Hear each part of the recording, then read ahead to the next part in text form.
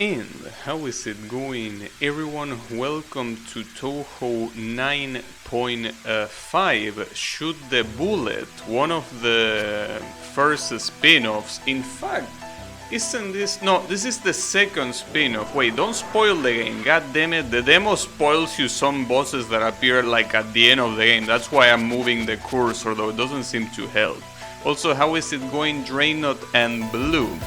So there is an interesting thing about this game. As I say, one of the first official spin-off games after Immaterial and Missing Power, which is the fighting game.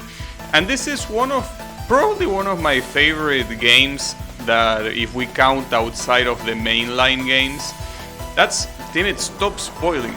I think that changing the cursor doesn't help, so let me just put game start, god damn it.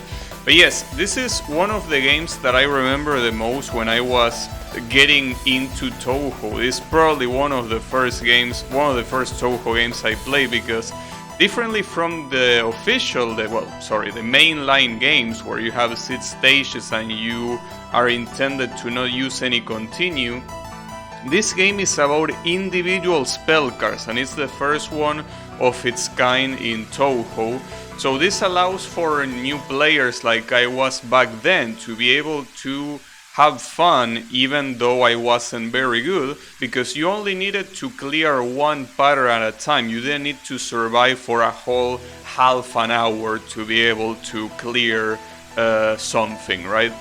So the thing with these games, and the reason why I didn't really play it ever since then, is because this is one of those games that, unless you care about scoring, which I don't, this is a game that doesn't really have any replayability. Once you beat every scene in the game, there is nothing to do other than playing it again. And as you can see, this is a clean start, a completely empty save file, the Steam version as well. So there's gonna be nothing here that I done. This is gonna be from scratch, which is what I want. Because obviously, yes, I have a save file that has everything completed, but that's not the point. The point is to start from scratch. So as you can see, you are greeted with scenes and levels. Each level has a specific amount of scenes, and you can even choose whichever one you want, but you need a specific amount of scene clears to advance to the next level. So you need to go, to whatever you prefer. Obviously, I plan to get them all, but that's another thing why this is good for beginners, because if you want to advance, you don't even need to clear everything. You can just clear a bit. Like, for example, here, I think it requires you to do 3 scenes from stage 1, from level 1. So, yeah. Without any further ado, let's just get into this. I'm talking too much, but not too much action. So, the objective of the game is to take pictures. You play as the reporter Aya Shameimaru. So you take pictures of bosses doing, Danmaku patterns, as you can see. And the idea is to take the pictures when there is a flash that appears on the screen. On the screen that appears where the boss is, like a little circle. That's when you take the picture. So it's one thing that can happen is, if you don't take good pictures, you can get the pictures you need. In this case, you needed 3 pictures to beat the scene. But if you don't get high quality pictures, you are not gonna beat the stage. Because here it's in Japanese, so I don't know what it says, but in the translated version it says, like, when you don't get the good quality pictures, it says something like, I took some pictures, but these are not enough to write a newspaper article. But when you do get the necessary ones, she tells you that. I didn't remember Rumia appearing in this game, and this is, by the way, a completely renewed sprite of Rumia. This is not the one on EOSD, it's actually brand new for this game. And let's remember that Rumia doesn't appear ever again in any other game. other than EOSD this one, and also as a cameo in Hopeless Masquerade. That's a cool concept, yes, this is a pretty cool game. And we also have Wriggle. Wriggle does use the sprite from Imperishable Night, as you can see looking... Like you can see kind of like the clash on sprite styles. This one looking a lot older and not as refined as Rumia Sprite, since that one was made for this game and this one wasn't. So, yeah. So the way the camera works is, well, where you take the picture it erases bullets, but you need to charge the meter that appears where Aya is, right? And to charge the meter, well, you can do nothing and it will charge, but if you press focus and shot at the same time, it will charge faster, but you move super slow, which can even be useful for some patterns that require more precise movement, right? But yeah, so it seems like the two enemies here are Rumia and Wriggle, which are pretty interesting enemies since they are both creatures of the night. They are both night dwellers. Also, how is it going, Kael? You don't get any charge for grazing bullets? Good question. I'm pretty sure you don't, but I wouldn't be exactly sure. I was never the kind to graze anyways, but if you want to really charge bullets, the percentage, you need to press focus and shot and charge it manually. See, for example, this one, well, actually I'm not sure, because when you don't get a proper clear, she has that expression, but she also has that expression when when she says something that, you know, describes the scene in a way she doesn't like. But I think I got this one, right? I mean, since it's in Japanese, I wouldn't know, but I'm pretty sure it does count. It's not very clear here, but it's more clear on Double Spoiler, which is the other game that is also of this type, 12.5 Double Spoiler. That game has a silver camera, and, well, a silver camera when you don't get it, and a gold camera when you do get it, with proper pictures, I mean. But I think that in this game it might be the kanji at the left side. Maybe. I think it might be the kanji at the left side, the one that tells you take a bad picture. Well, in some patterns it's hard to take bad pictures, like for example in this one. Even if you don't take a picture when the circle appears, there are so many bullets that you will take, that you will receive a score because of it. So even if you take a bad picture, it will count as a lot of score. And obviously if you take a picture that is not of the boss, it doesn't count as a picture. Like that one is just lost. So because of that, yeah, I don't think you can really fail this one. But don't worry, there will probably be other ones that we will fail. So no need to hurry. We will definitely see some failures. Probably. I don't know.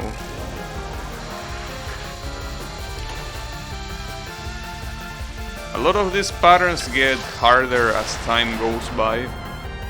Well, that's pretty much the idea. The more pictures you take, the harder it becomes. But you know.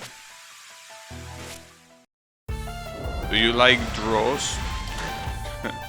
I used to watch draws a very long time ago, but if you ask the me of today if I like it, no. If I like him, sorry.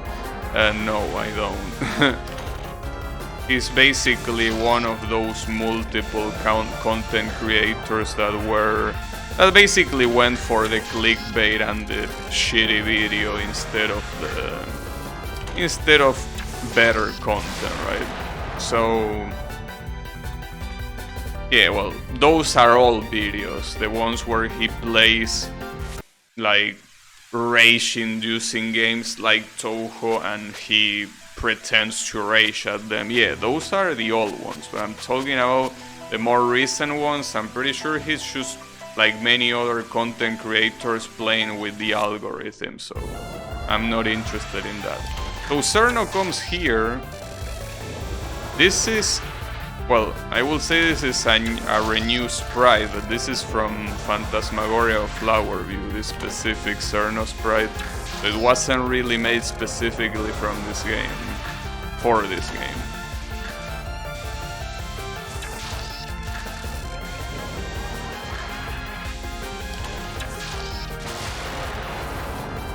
Yeah, the top 7s. Gotta respect the grind. No, I don't. A lot of people say that same phrase, gotta respect the grind. No, I don't respect the grind.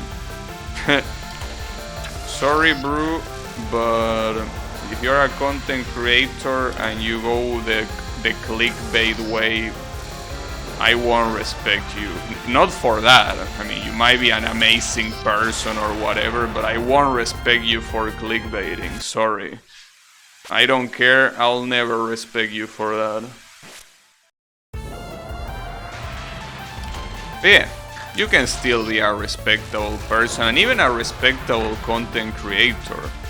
But that specific action of doing clickbait, I will never respect it. Doesn't matter how much I like you. Even, I'm pretty sure there are some very few content creators that I like that do clickbait. And I dislike them doing that. But, you know, still like their content and what they do. Yeah, won't respect the clickbait shit. Oh yeah, we got Letty on the previous one. Letty. There you have it. I'm pretty sure this Letty sprite is the same one as PCB. This one wasn't renewed. I guess he really only wanted to renew the sprites from Touhou seeds, from EOSD, because it seems that everything else is in the already existing sprite. I think that Touhou Seeds is the one where he made like, yeah, this needs some renewal. Which, it makes sense. I mean, after all, the sprites in Touhou Seeds were very, very simple and not very cool to look at. The ones in Touhou 7 are not miles better, but they do have some more complexity to it, right? Like this Letty one right here, if you compare it to the first boss of Touhou 6, which is Rumia, she probably looks a lot better. Alright. The interesting thing about a lot of these patterns is that as easy as they look, and they are easy, but I mean, a lot of these patterns were very challenging for me when I was just studying with Touhou. I mean, I didn't even know you could charge like I'm doing right now, you know. But that's beside the point. A lot of these patterns to me were definitely quite hard. But yeah, as I say, this is like one of the very first games I played of Touhou. This alongside Phantasmagoria of Flower View, Touhou 9, those two games, I played them a lot when I was new. Also 67,000. That's pretty nice. So as you can see, yeah, this score is clearly good, but she's just doing that expression because I don't know, she doesn't like Cerno, or like it's too cold, or whatever she's saying there. Yeah, nostalgia. This game is pretty nostalgic to me. Not to mention that also this is a game that it's been a long time since I played, because as I was explaining in the beginning of the stream, this is a game that unless you care about scoring, it has no replayability. Once you beat the scenes, that's it. She's and you will never see it again.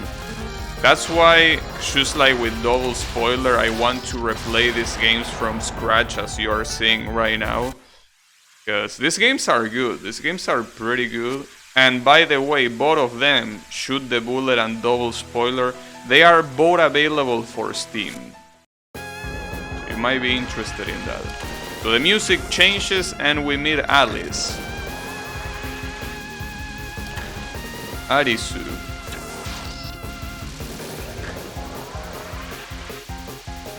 I also remember, since I was stuck in the previous levels for quite a while, I remember when the music changed for the first time here, I thought to myself, damn, shit is just getting real.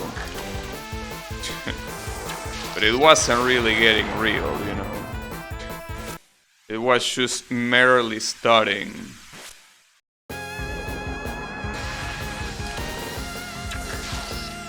We have Kane trying to erase history or something like that.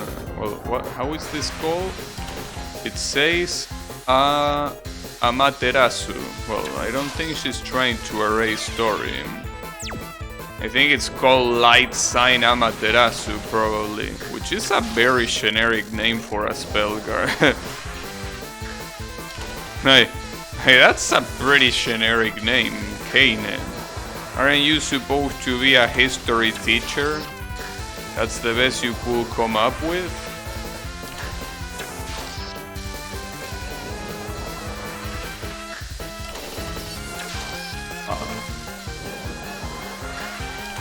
I think she got pissed. That's why she's spamming lasers now, without taking a break. But yeah. Well, obviously a lot of these patterns are very trivial and not a problem to beat, but I can guarantee you that this game gets challenging later on. I wouldn't say that it gets super hard, but there are some patterns in this game that are not easy. I can tell you that. The Glorious Toad lives in 2D. I mean, they look cool. You know, that's the same background from POFB, the Aya stage, funnily enough. This was also around the time where apparently Aya around this time is basically the equivalent of a character like Okina nowadays. It's basically a character that soon had a lot of favoritism for, and she got stared in a lot of works. Like, she was introduced in... I thought she would got introduced in Touhou 9, but I'm pretty sure she got introduced before that in Perfect... well, the work that explains each... Well, I don't remember exactly which one it was, but I'm pretty sure she got introduced in a written work and then in POFB. And then she has this game all by herself. Keep in mind, this is the first game in the series that doesn't have Reimu as the protagonist. I mean, sure, the fighting game you could pick other characters, but I mean that she was still Reimu, the incident resolver. But this is the first game where we have a character that is not Reimu as the lead of the game. So, and then later the appearance of Aya in Touhou 10 as the fourth boss. All these things basically led people to call Aya Sun's wife, because she was getting a lot of attention around this time. She still gets attention, but not that much compared to how it was before, but she's still a very important character that to this day is still referenced in works, despite being introduced quite some time ago. Who is Sun's wife? Well, if you're talking about literally her wife, I think that it's a girl that goes for the name of Kisan. If you mean who is her character that she likes to use a lot, Okina. That's the character that she's liking to use a lot nowadays. Okina and Mamiso. Those are the two characters that he's using a lot, but not much in the games. Well, Okina actually was using in 17.5, but it's more about the written words. The written words have quite some use of those characters. You could say Okina is probably the best bet you have to call Sun's wife. You know, he does seem to have a lot of favoritism for that character.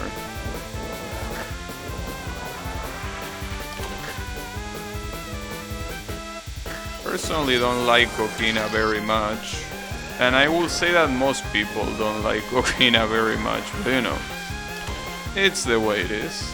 I'm pretty sure that there was a similar sentiment with Aya back then, after all. Doesn't help that Aya is a fucking bitch. You know, Stadia is shooting down Google. Damn. Can't believe it's not the opposite. Yeah, Google Stadia is a piece of shit. That is correct. She got a sick theme. You mean Okina? Yeah, Okina's theme is pretty cool. But as a character, I feel that she's not really anything interesting.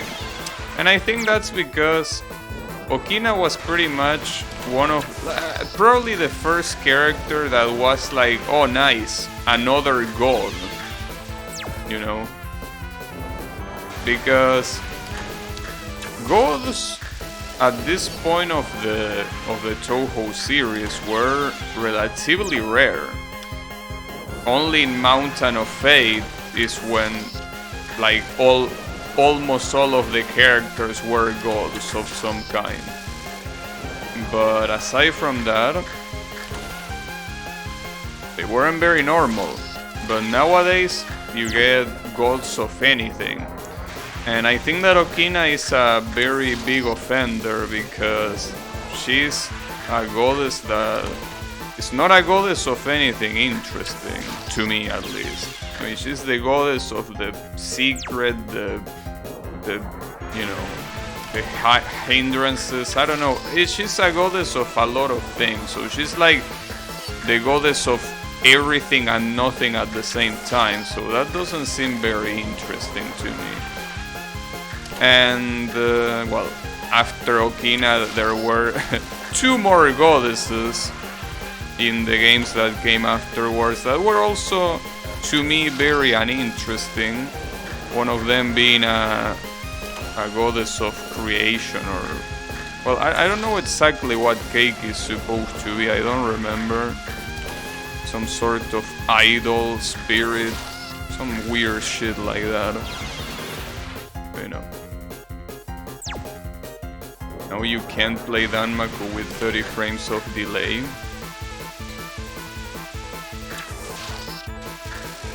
I thankfully wasn't doing that either, so don't worry about it.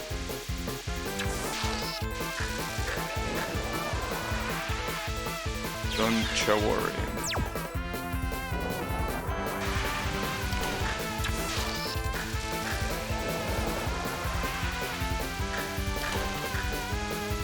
But yeah. Oh, and then obviously with Touhou 18, goddess of the marketplace. I personally think that gods like that are very uninteresting. Or more than uninteresting, I guess the right word is uncool. Like, yeah, the goddess of the marketplace. Okay. Sure. Like, for a series that it's all about flashy shit, and especially considering the sort of outfit she wears, she's not really very flashy at all for what she is. I mean, it will make more sense for her to bring a suit, to wear a suit. Or something like that. Oh, I didn't mean to do that, fuck. Damn it.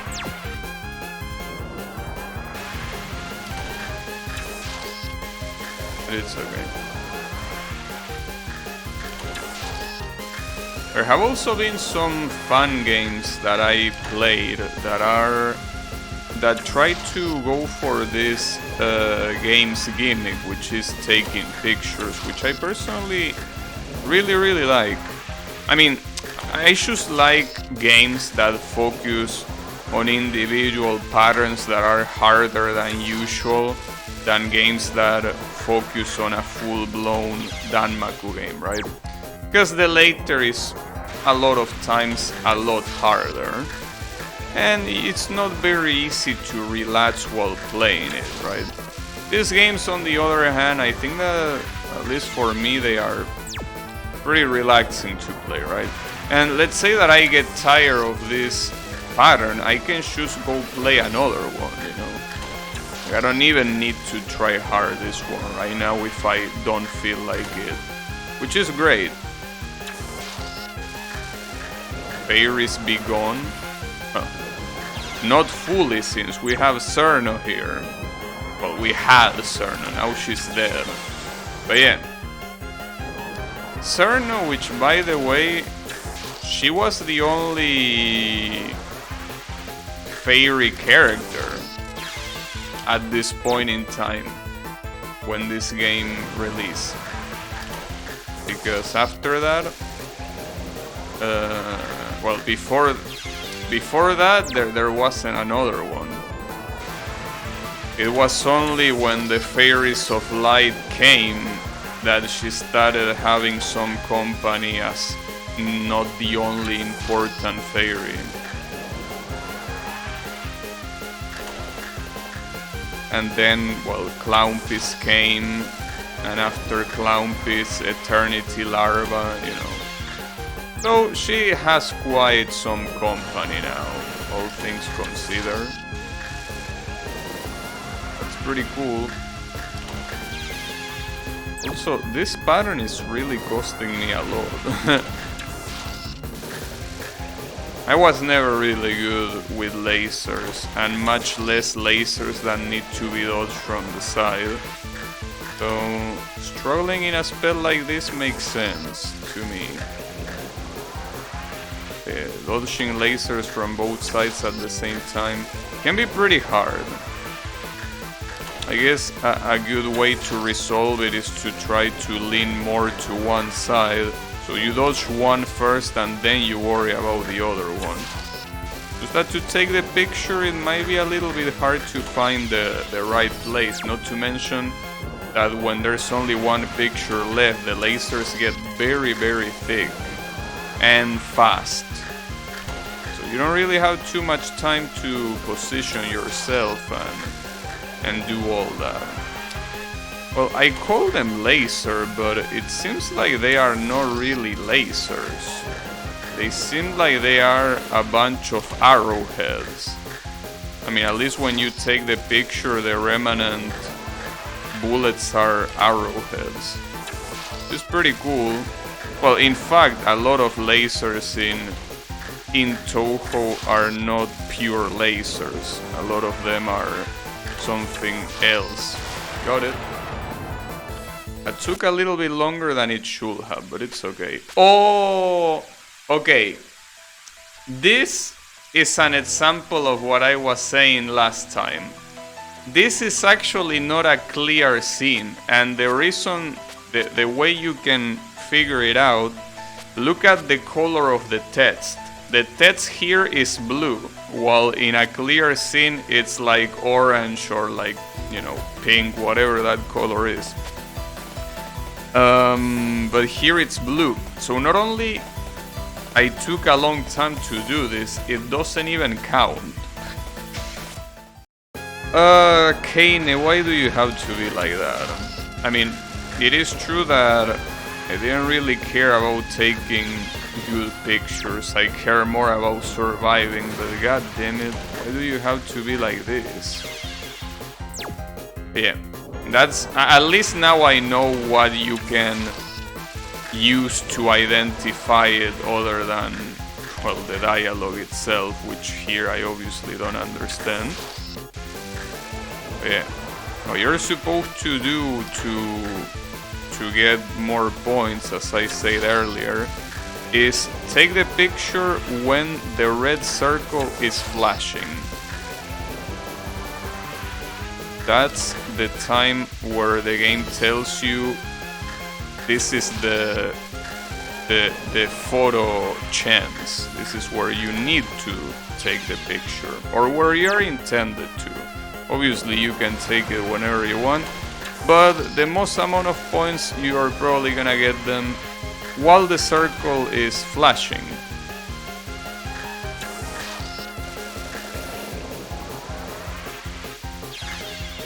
But yeah, I think that I'm gonna leave this one for later, because it doesn't seem that simple to do. I didn't want to leave one for later this early in the game, but that scene seems a little bit hard.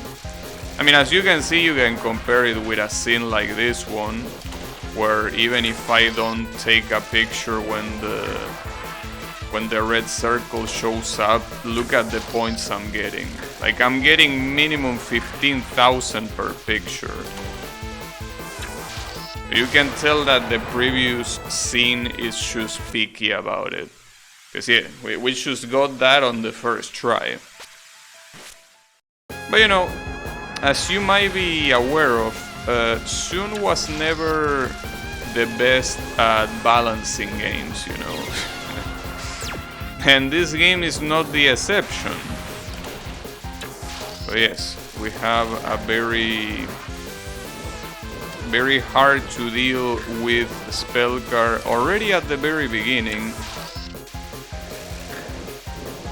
with some non-very hard to deal with spell cards right afterwards. But you know, that's just soon, it's okay. We forgive him, at least I do. This one also might be a little bit hard, but at least there is only 4 pictures that you need to take here, so it's not gonna be that big of a deal.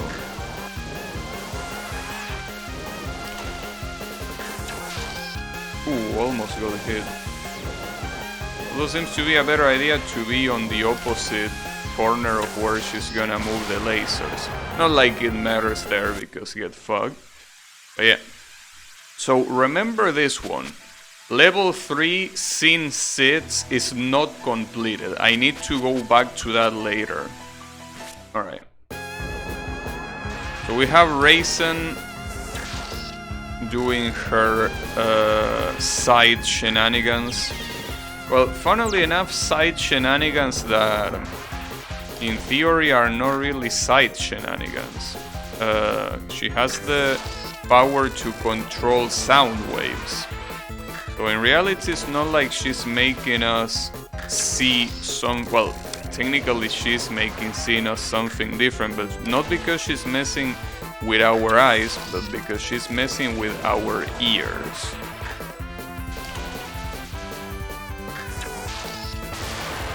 Might sound a little bit stoned, but that's how it is. See, for example, this one is fine, because the text of the picture is in that color. We don't have to worry about that one. So we get Medicine now. Medicine Melancholy. A character that was completely forgotten by Sun, which is very fitting.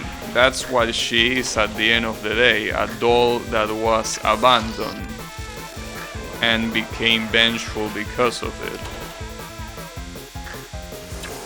But yeah, I'm pretty sure that well, Touhou 9 and this game are the only appearances that she has.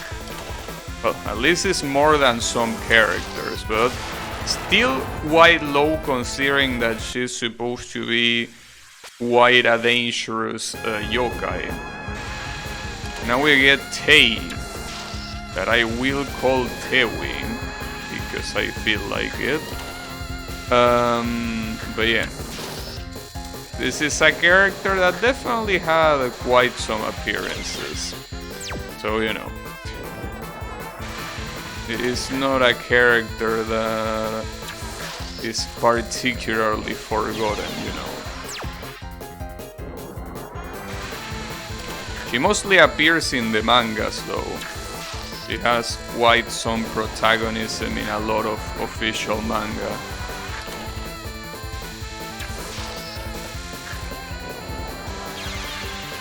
But you know, she's one of the few yokai to be playable because of BOFB. It's actually one of the few that had the privilege of being playable.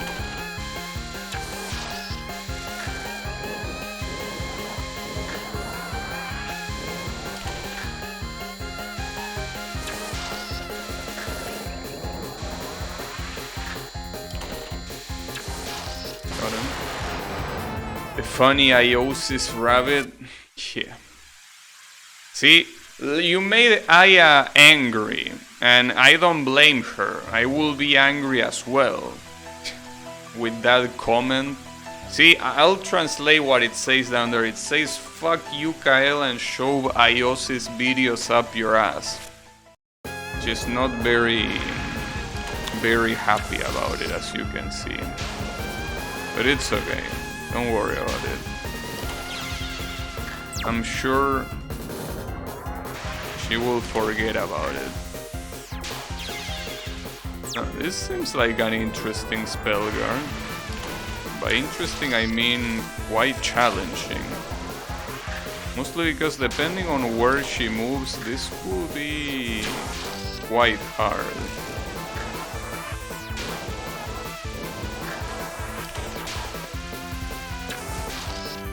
Or maybe not. I mean, you can just move out of the way, really. You don't even need to stay in the center like I was doing. Oh, but she has more. This is the same shit, but faster, really.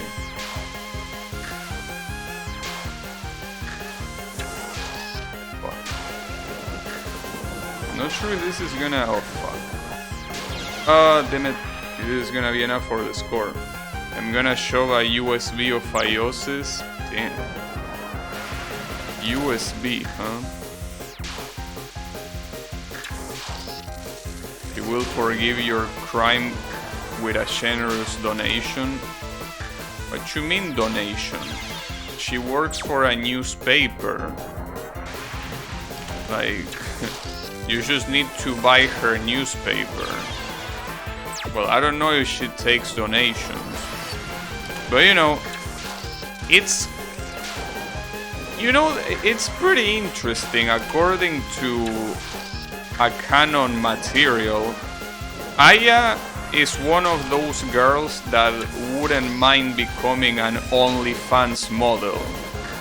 In fact, that was more or less, well, no, will be an exaggeration to call it more or less the plot, but one of the official written works, well, which in reality more than a written work is like an image collection with some stories on the side.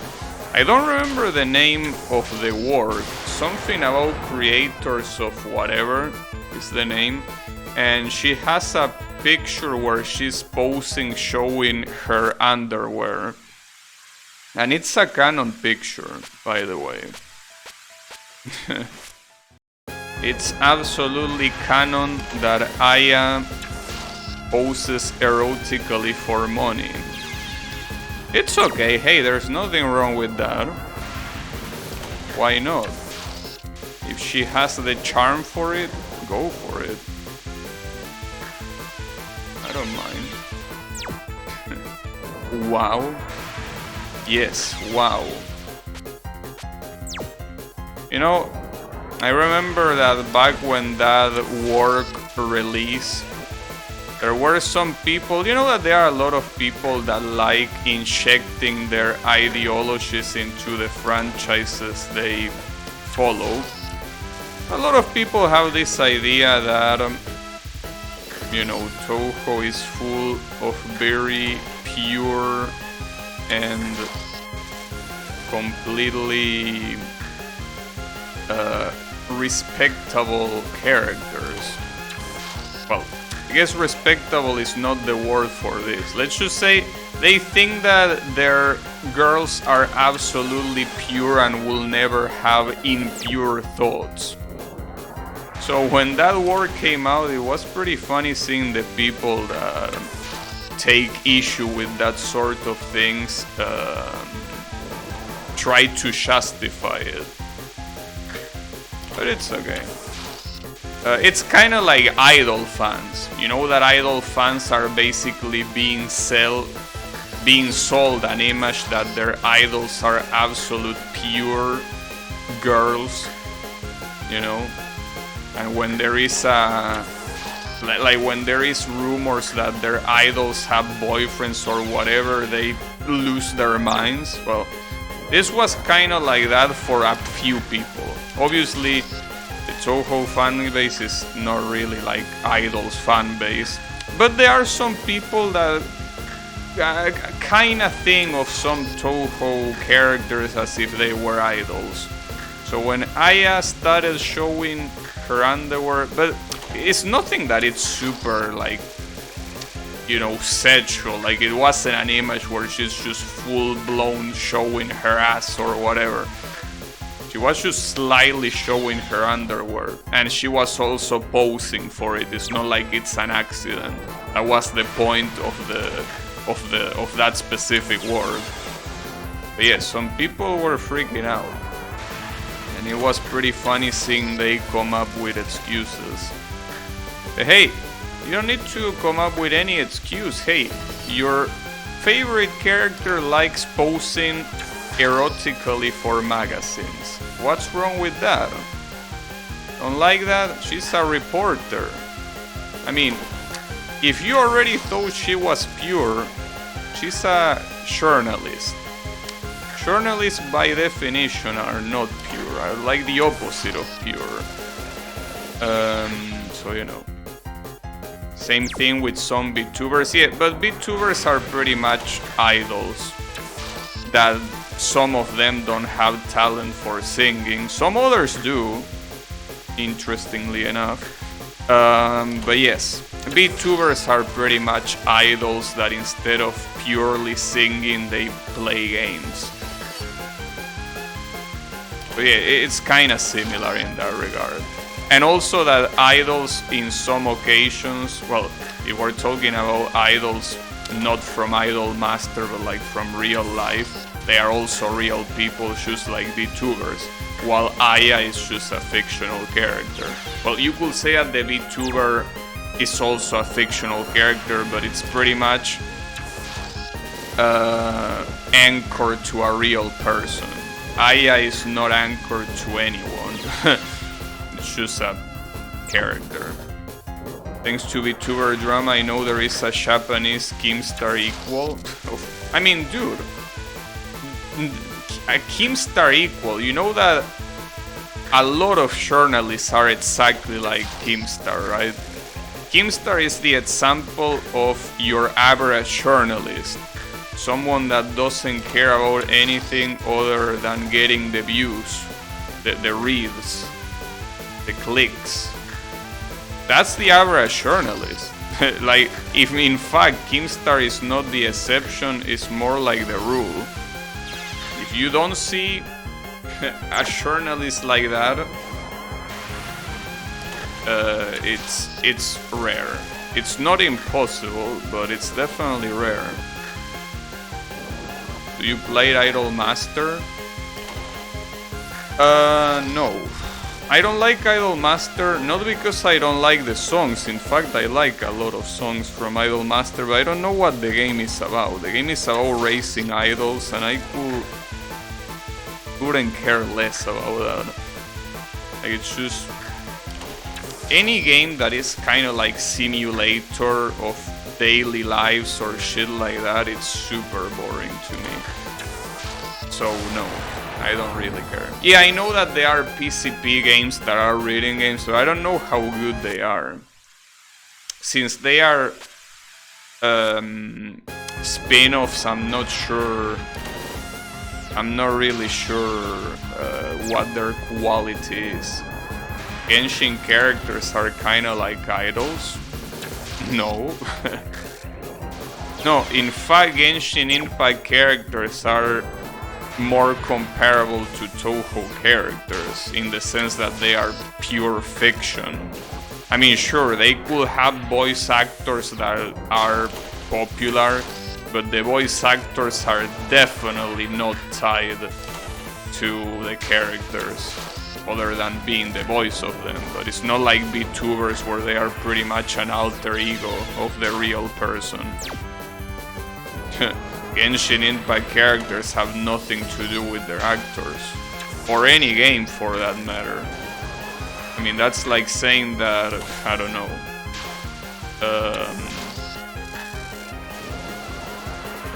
that's like saying that the voice bank for Miku, I don't remember her name, but that's like saying that that's like an alter ego of Miku.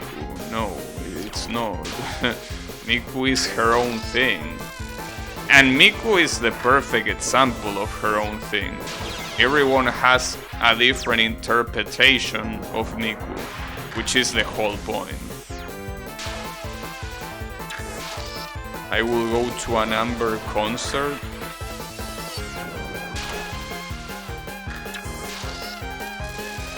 I don't know if I will go to an Amber concert, but I will go to an Amber show. As long as it involves a pole.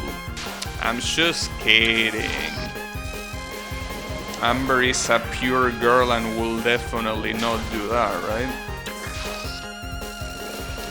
Well, to be fair, if we start analyzing how the characters behave and what their personality is, Amber will definitely be one of those characters to do that, simply because she's a character that represents freedom. That's the whole point of Amber. Freedom. Since she's from Mondstadt, she's one of the Ace Knights. She represents freedom, so she will definitely do something like that. Which, as I say before, it's totally fine. There's nothing wrong with that.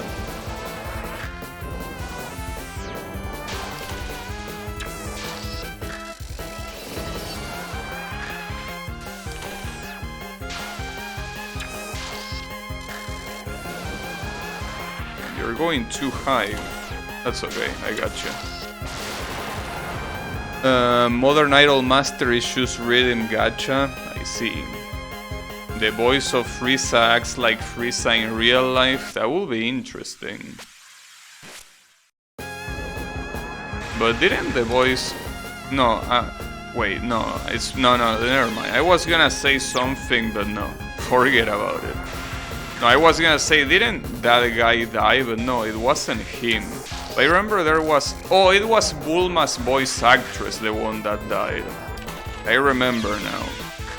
Like, I remember a very popular character from Dragon Ball whose voice actor died. It was Bulma. Alright. I remember. It's a shame. Bulma is one of those characters that, just like Goku, has been there since the very beginning. Well, as well as Yamcha, but Yamcha came a little bit later. But Bulma, from the very first episode, has always been there. So even if her role is not very relevant, basically since Dragon Ball Z started, even then she's still quite important for Dragon Ball, right? So it's really a shame that her actress passed away. But it's the cycle of life, you know? Well, it would be sad even if it wasn't an important role, obviously. How do you see Miku as? I mean, I don't know. But I can tell you how I see Miku as. And I do a lot. Yeah. Especially with this AI that draws images. I see it a lot. The PSP Miku games have an option to decorate her room with stuff. Well, that's pretty cool. It's a shame that they didn't put that in the more modern games, like Megamids. That's okay. Oh, also, there is something interesting that I realized today about Megamids. Megamids without sale, you know how much is worth on the Nintendo shop? It's worth $39 with 39 cents. Pretty clever from Nintendo. You can go take a look at Hershey's chilling. Nice. I think that's the same thing that you can do in games like Honkai Impact and Azure Lane, probably. I don't remember particularly if Azure Lane was like that, but I kinda remember that being the case. Yeah, nice price. The Miku price.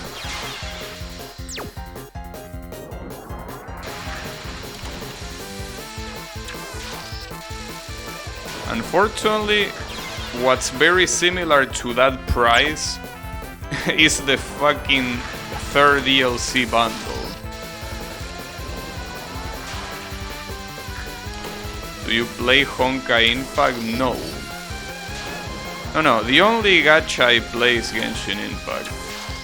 I don't play any other gacha at the moment, and it probably will remain like that until I get bored of Genshin Impact, which doesn't seem like it will happen anytime soon, so I think that Genshin Impact will keep occupying my time for some time. Dorimu Wardo. Oh, and we fight Mei Ling. Oh, I remember this pattern. Can't even call it a spell card. I remember when I struggled with this pattern. Well, first of all, I struggled getting to this level. I remember this pattern being hard for me to figure out because I'm not very used to move around like this. Or at least back then I wasn't very used to. Not like this pattern is supposed to be easy. But yeah, I remember struggling a lot because one of the last things I did, or anyone does when they are new at Touhou, is moving around a lot. Usually you choose camp at the bottom of the screen and that's it. Including this game. For most patterns you can stay at the same place, but for this pattern you're supposed to move around a lot. So yeah.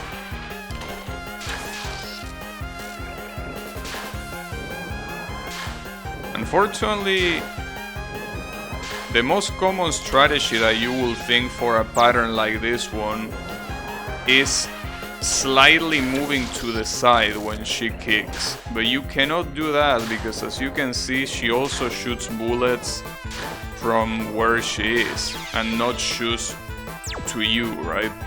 Even if you try to stay right next to her, you are probably gonna get hit by some stray bullets, and that's not something you want. Another problem is that the bullet density. Since you're supposed to move very fast, the bullet density is an issue because you won't be able to move fast. But at the end of the day, I think the main idea is that once you go down, that's when you're supposed to take the picture. Because dodging this thing below is hard, because they are bullets falling from above, you know. I mean, look at what the bullets do. They get raised in the air, but then gravity brings them down. So when you're below, you're gonna have to deal with all the bullets that went up. But if you are up there, you don't have to deal with the bullets that get spawned down, as you can see. Not to mention that I'm pretty sure a lot of bullets straight up disappear when they go up.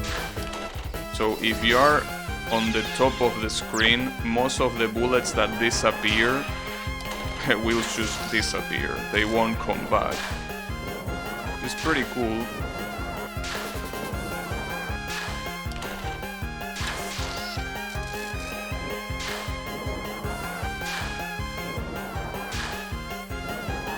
Another thing worth mentioning is that this game is mostly like a puzzle game more than a shoot 'em up. Obviously, you need some ability to dodge the shit that you're getting shot by, but at the end of the day, it's mostly about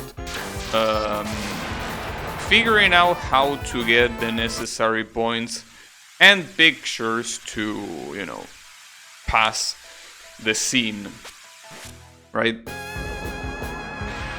And here we have Patchouli.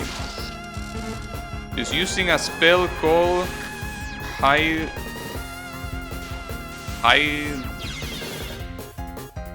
Wait, that's a hard word.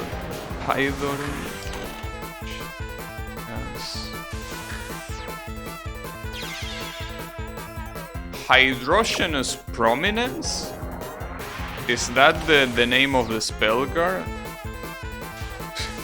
Just that the word hydrogenous, I'm pretty sure that's not the word. It's probably more like hydrogen or something like that, because is hydrogenous a word? Something like that. Yeah, hydrogenous prominence, yeah. I think that, well, the prominence part is clear, but the first word, I don't really know if hydrogenous is a word, like something that has a concentrated amount of hydrogen will be something hydrogenous, but that doesn't sound right.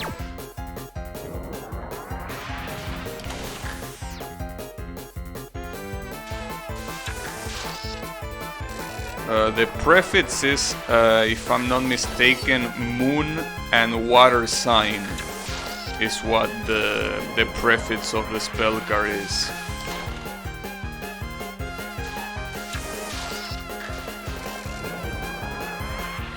Those are very basic kanjis, after all.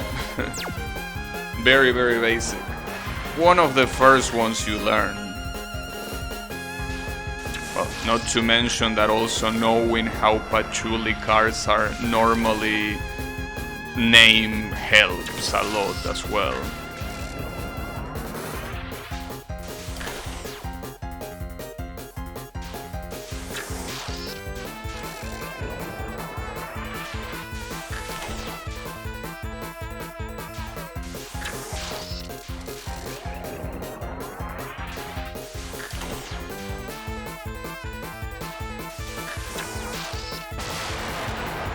Take lots of pictures. Well, there you have them. I took 14 in total. Same kanji as they. Oh, wait a second. You are right. I thought it was... No, that's the kanji for they. I thought it was the kanji for moon. No, you're right. I didn't see it properly. So it's actually not moon and water. It's sun and water. I'm assuming sun and water. Yeah, my bad. Well, the kanjis for sun and moon are a little bit similar. And yes, they are also the kanjis for day and month respectively. since the sun represents a new day. Well, a new day and a day in general, and the moon represents a month. That's something that is very poetic. Well, Japanese in general is a very poetic language. So yes, the same kanji for day is the kanji for sun, and the same kanji for moon is the kanji for month. Can you believe that? But that is the case. That is indeed the case.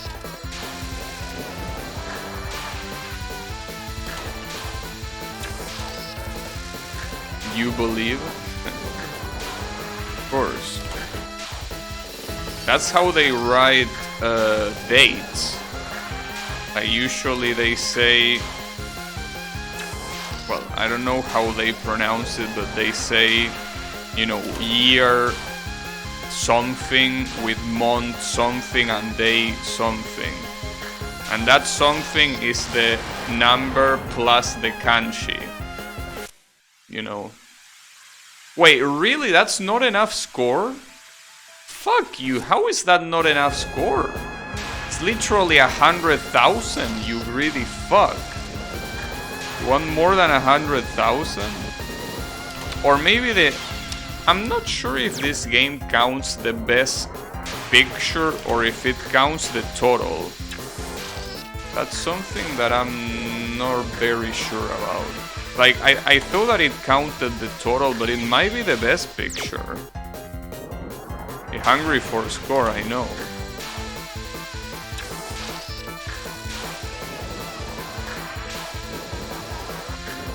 Yeah, that is something that I will need to check, if it's actually based on the best picture or on every picture together. Because I will be surprised if it's based on every picture and I couldn't pass with 100,000 score. I mean, I realize that this is not one of the first stages, right? So it might make sense that they require more, but I don't know. That's a little bit hungry for score. If you wait until the circle appears, you obviously get a lot more score, but the issue is that you also don't think you can defend yourself that well if you wait for the circle to appear. You need to do it earlier. The problem is that I'm heading to 100,000 again. Alright, that's slightly better. Let's see. Alright, there you go.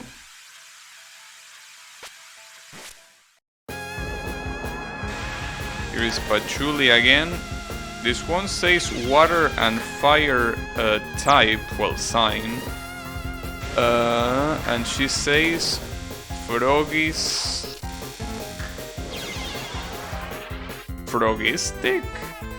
What the fuck is Frogistic?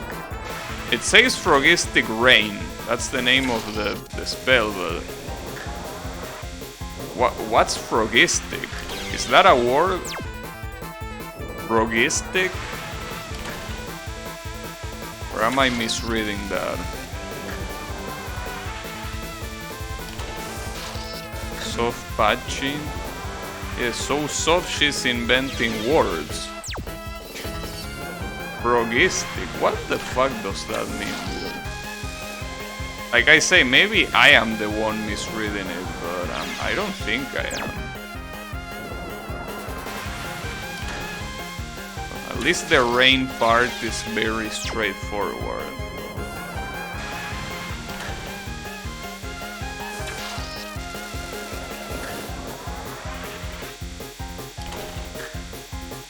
But maybe it's related to frogs.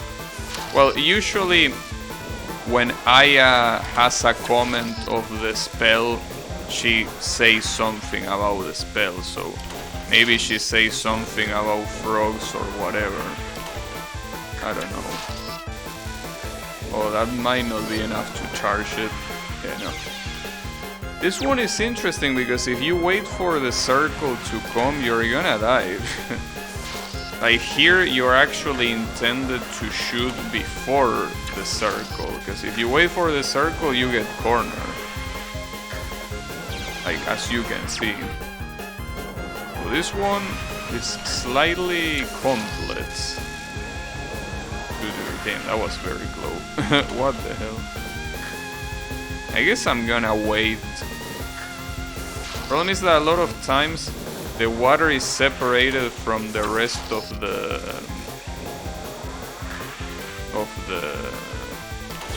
like it's separated from her. Raymond will not be able to beat you if you use this pattern against her. I mean, she can bomb. Obviously, she wouldn't be able to capture the pattern, but you can choose bomb, you know. Bombs are allowed. But yes, as you already figure out, a lot of the patterns in this game are obviously impossible to dodge without the camera. Yeah, but I mean, even if you can use bombs, you still cannot capture it. If you cannot capture a spell card, it's kind of illegal, you know. Reimu is OP. Don't worry, everyone can bomb. Well, I mean, that's what spell cards are. Technically, your bombs are just spell cards. When you're dodging someone else's spell, you are just dodging their bomb. That's the point. That's the reason why bombs are called spell cards. Because that's what they are.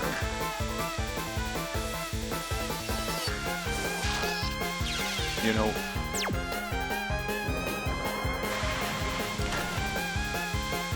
Yeah, it seems that this pattern will be hard to properly dodge. It's mostly her movement what's the issue. You can be close to the intersection of those lasers, for lack of a better word. But yeah. Not to mention that if this is as picky as the previous spell card with scoring, the strategy that I'm using wouldn't work. Oh, fuck you.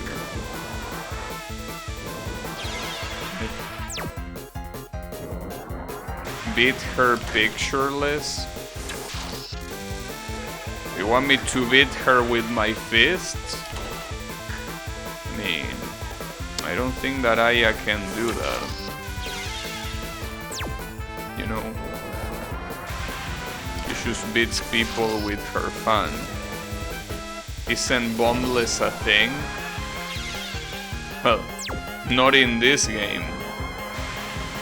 In this game, some spell cards just like this one are absolutely impossible to beat without taking photos. Maybe if you use some...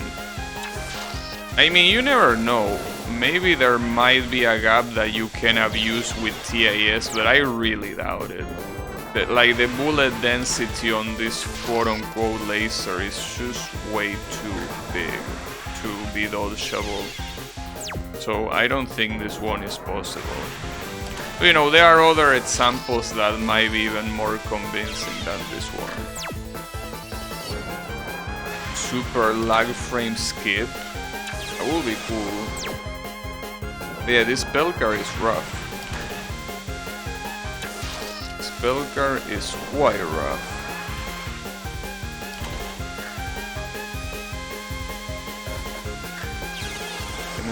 I'm trying to wait for when she's close, but it's so random. Not to mention that you have to risk yourself quite a lot. Well, risk yourself and also be lucky that she's close. That's the issue.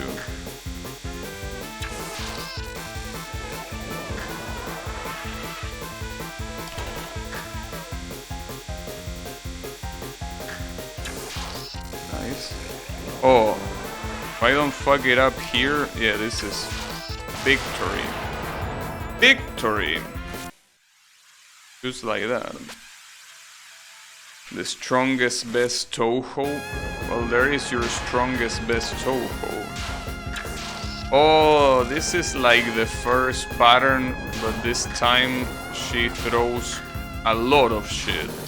Well, actually, differently from the previous one, this time she doesn't really aim a lot of straight bullets at you. I think she still aims, but she aims in your general direction. No, actually, I don't think she's aiming at all. Well, I mean, she's aiming at you, obviously, with her movements, but I'm pretty sure the bullets are not aimed at all. I cannot even charge here.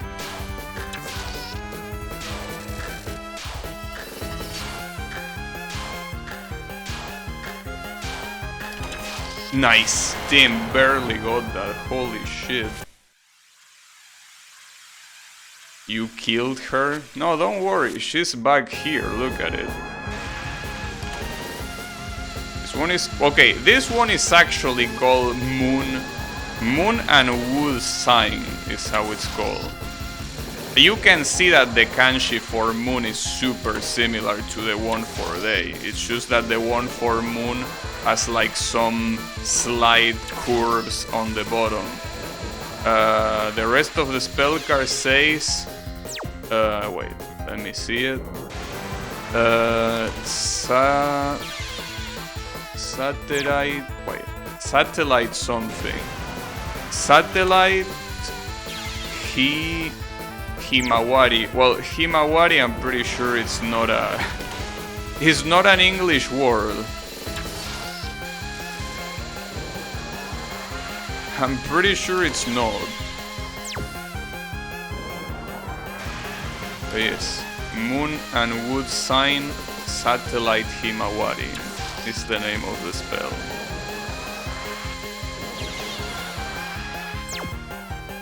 Satellite Himawari, she uses this in Zephyrius. Nice. I like when people reference the photo games. Because a lot of people forget about the photo games, but the photo games are so cool. So seeing people reference them always brings warmth to my heart. Also, this is a spell card that you have to play around leaving holes on the green bullets. Because otherwise it's kind of impossible to dodge. And by kind of I mean literally. Free weekend on some Need for Speed. Yeah, not only it's free for the weekend, but it's also super cheap. The game you're talking about is called something about Hot. Not Hot Pursuit, it's another one, I think. Heat. I think it's called Need for Speed Heat, and it's very cheap. It's like a 95% discount, and yes, you can also play it free for the weekend. I think that it's a good... I kinda wanna buy it. I don't know if the Steam reviews were shocking, but someone said that the music of the game is reggaeton. Which I hope it isn't, because that will be very sad. Like not even FIFA has fallen that low. But then again, you can just mute the music and play whatever the fuck you want, you know.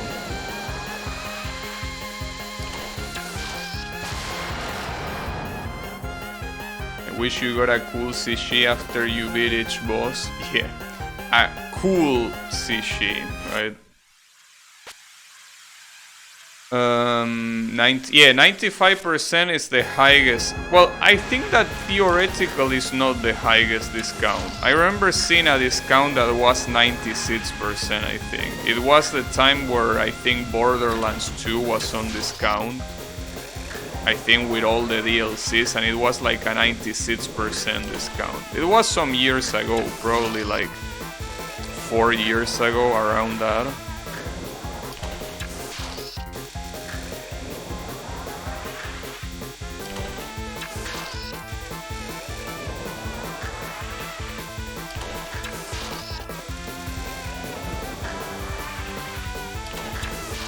That was a very easy spell card.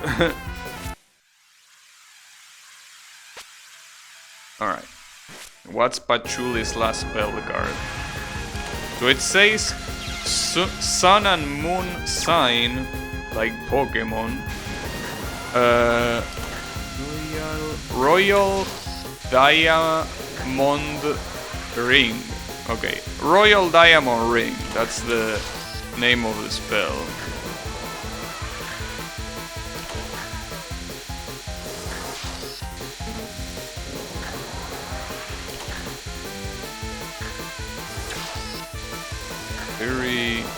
Very royal and very ring.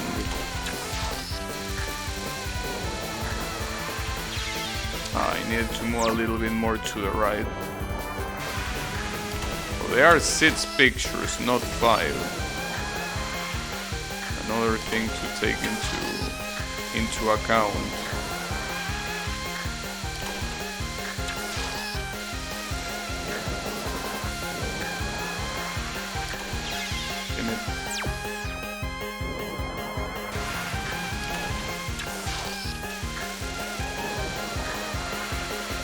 Pokemon Sun and Moon.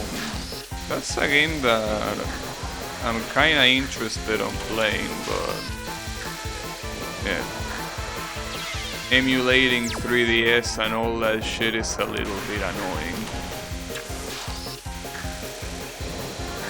But Sun and Moon is the last game, the last Pokemon game that has the full Pokédex. After Sun and Moon, they started cutting it. So that alone makes it an interesting game, since it's obviously the game that has the most Pokemon in the game.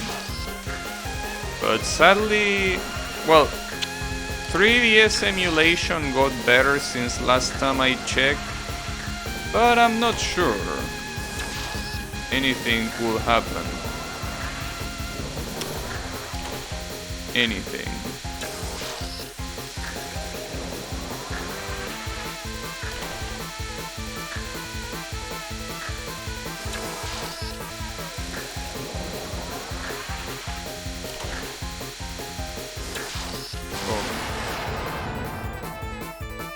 For AMD users, not so much, team. We are always discriminated. Unbelievable. Alright, this is where the music changes again. This is supposed to be kind of a sad tone, I think. And it opens up, if I'm not mistaken, it opens up with... No, I don't remember. I remember that the next song opens up with Run. This one, I'm trying to remember with which one it opens up.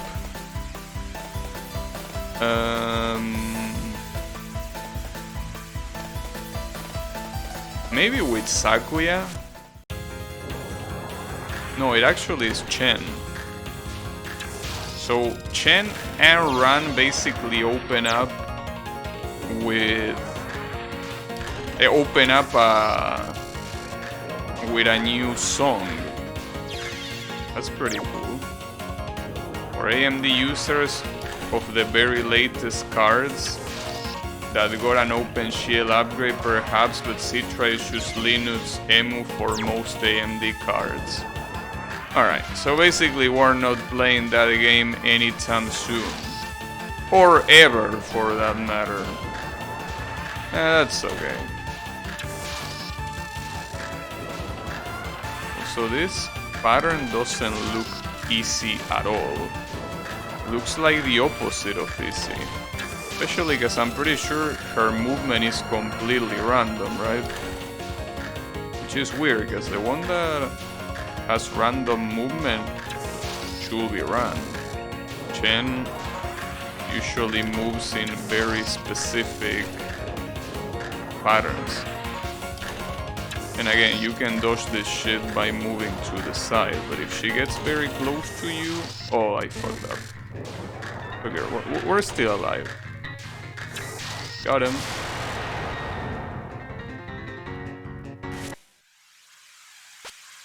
Chen is a spaz.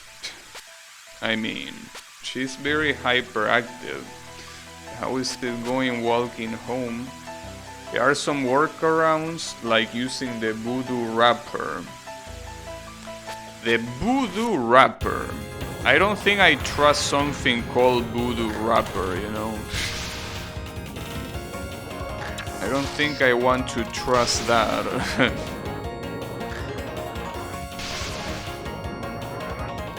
Also, this is Youmu, and back then she had a blue outfit.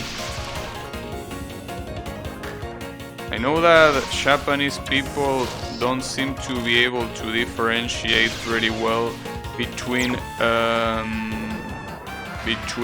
blue and green. Basically, you know, it's almost the same color to them.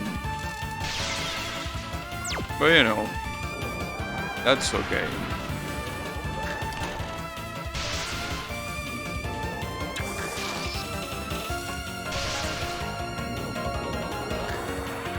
Where is the yokai? What, you mean her yokai half? I don't know. She's probably storing it on her ass. I don't know. Maybe. Jesus.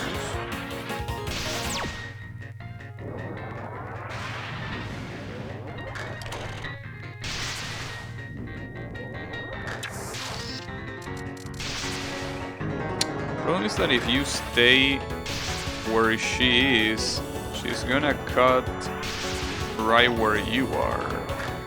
You don't want that. I guess it's better to... Yeah, I think this is one of those cases where it's better to ignore the intended time to take the picture.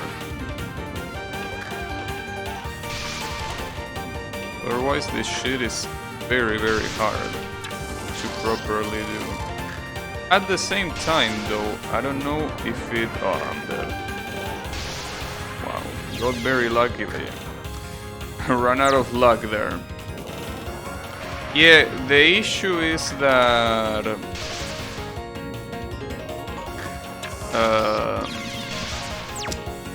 it might not be enough points to beat the stage, which will be quite annoying. I think that will be the case.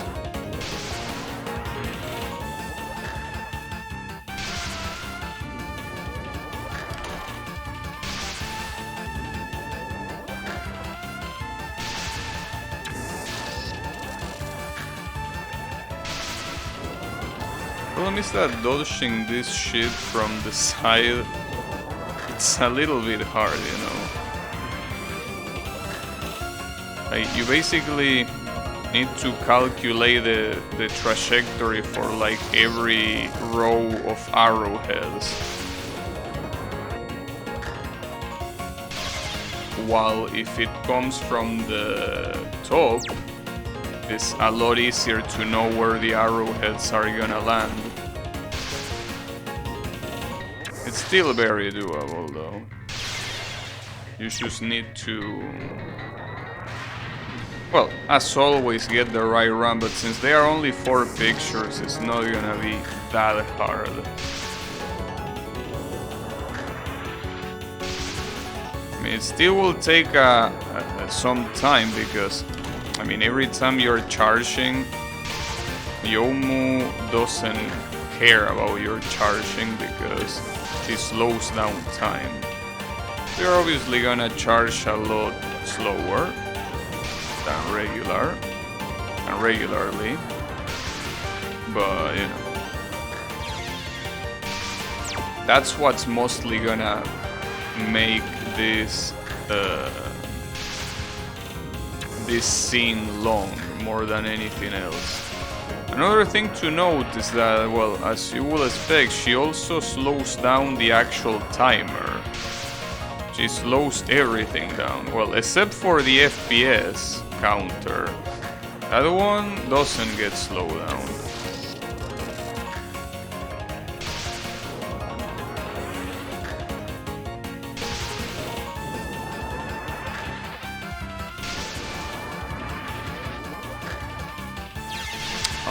too slow. That's also another problem.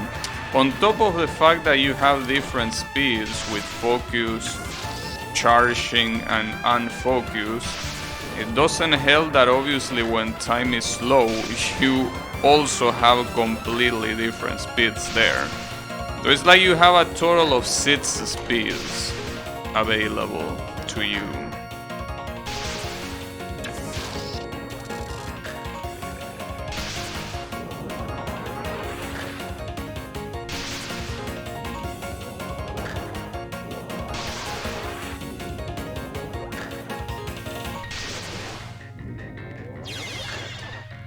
That touched me really. It was enough to the left, but I guess not. Yeah, this does seem like one of those spell cards. But, you know, after all, this is more than halfway through the game. Well, at least or rather you can say that it's the half point. Not like it really matters, because I mean obviously you're gonna take way more to clear the later spell cards than the early ones, obviously. But you know, in terms of raw numbers, we are halfway through the game. So obviously at this rate the spell cards start getting slightly challenging. Don't worry, we still haven't seen any of the actual challenging ones. Like, this is nothing compared to what we can expect later.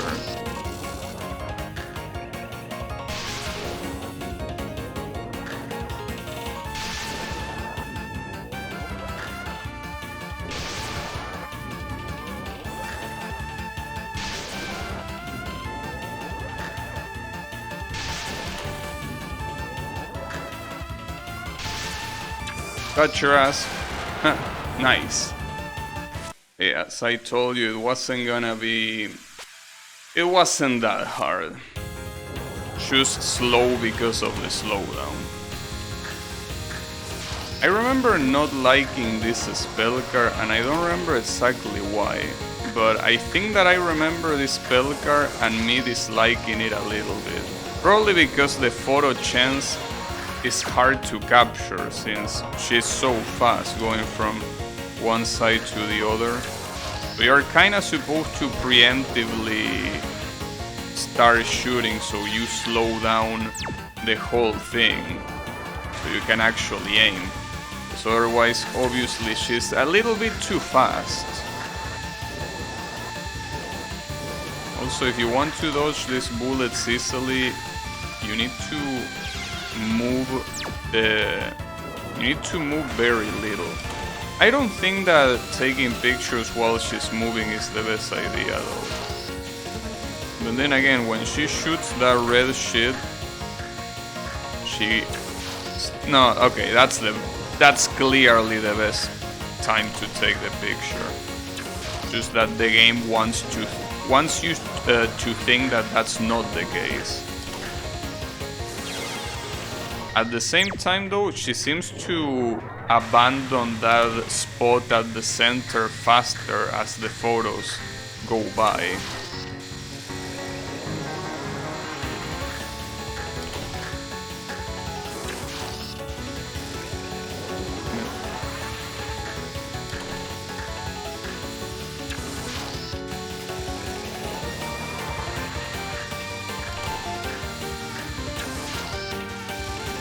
That's okay. I'll take that. Got him. So who is hyperactive now, huh? Oh, and we get Yomu. It seems that most Yomu's spells are gonna be low count for photos because of the slowdown she has. In this one you're supposed to catch her while she's moving, so you're supposed to preemptively take the picture, so otherwise you're not gonna catch her. That's pretty interesting. Like the way that like it really gives you the sensation that she's moving pretty fast. So no matter what, she starts in the center, even if you move. I hope that the point requirement for this is not too ridiculous. As you can see, it's kinda hard to get good points. Since you're supposed to preemptively shoot, it obviously is gonna be quite hard to get a good frame. I mean, you could time the shot. You don't need to hold the picture before, but as you can see, trying to time that is a little bit hard. It's quite hard to try to seriously time it without the use of the slowdown. Well, I hope that she's not hungry for points, because she's not gonna get them.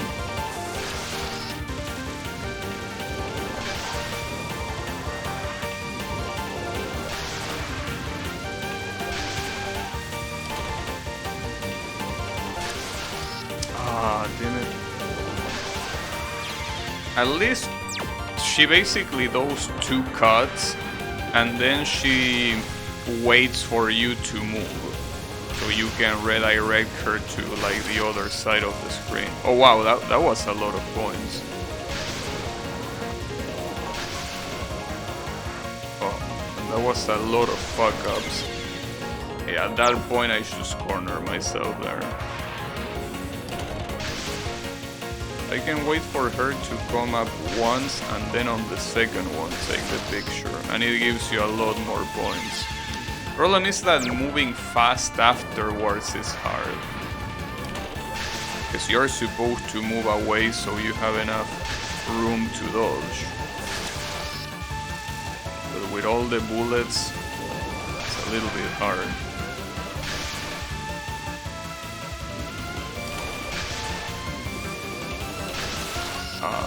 Wrong timing.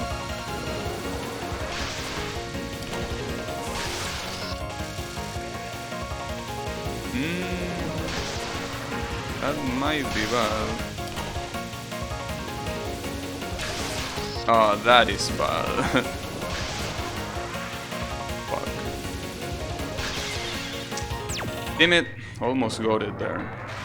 Oh, gotta be thankful that it's only 3 photos. If this was any more than 3, well, I guess I would accept 4.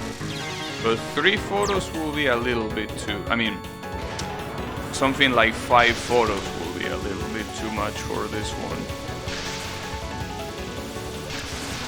Oh, damn it. I keep mistiming it. I keep doing it too late. The problem is that if you do it too early, you can also lose the shot. That was my bad.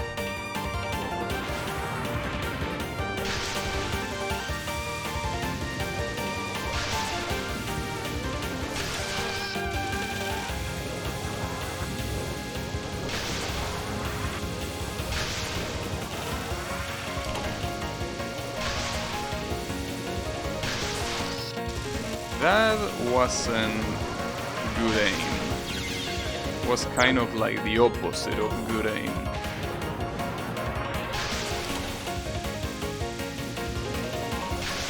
As you can see, this sort of spell cards at this point on the game are gonna take longer. Now, let's not forget that there is one spell card that I didn't get a proper clear because of the lack of points. It was one of Kane's spell. So I need to do that. Got him. Damn, 60,000 for that last picture. Good shit. Alright. Oh, Chen is pissed. Why are you pissed, Chen? Did Run not feed you? Damn, it seems that she doesn't have any photo chance. Like the whole spell card is a lot of bullets coming from below and from above. Damn. Oh, that's a very straightforward spell card. That doesn't mean that it's easy though. Very straightforward. Doesn't necessarily imply being easy. Oh, and now from all directions? Well, that's a little bit fucked up. From every direction. I can barely react to this. I guess the idea is that the bullets are slow enough that you don't really need to react to it. That you can just take a picture and then charge and get another one. Alright. This Reimu, nice. This Yomu one has 5.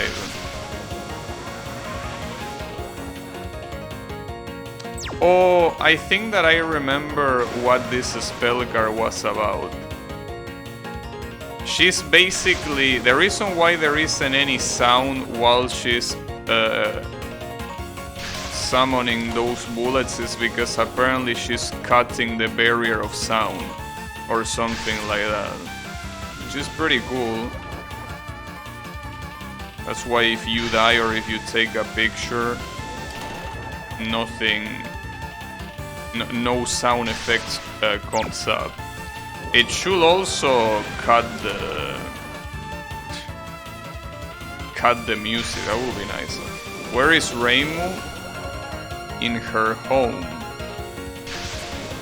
You know that I actually legitimately don't remember if Reimu appears in this game or not. Because I know she appears in Double Spoiler, which is the other photo game, but in this one I actually don't remember if she appears. I will say no, but I'm not 100% sure.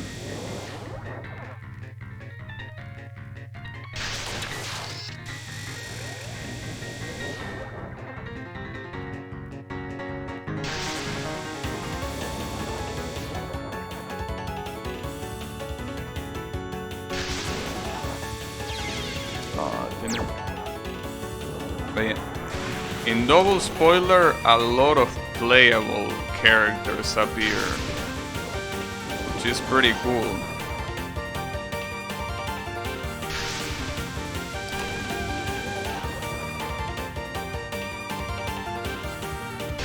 But I'm pretty sure that from Double Spoiler onwards, every game of this type, like based on individual patterns instead of a full game, like, you know, Impossible Spell Card, Violet Detector, and, well, the 100 Black Market. Those games all feature the playable characters, the protagonists, right? I think this might not be enough a score to beat the scene. Oh, it actually is, nice. That's cool. Hey, that was a little bit rude, Chen. You're not supposed to start a spell card like that. Oh, I remember this spell, I think. It's a little bit annoying because you need to pay attention. Like, you kinda need to count her movements, because she does like 2 movements and then another one that is aimed at you. But I don't remember exactly how it was.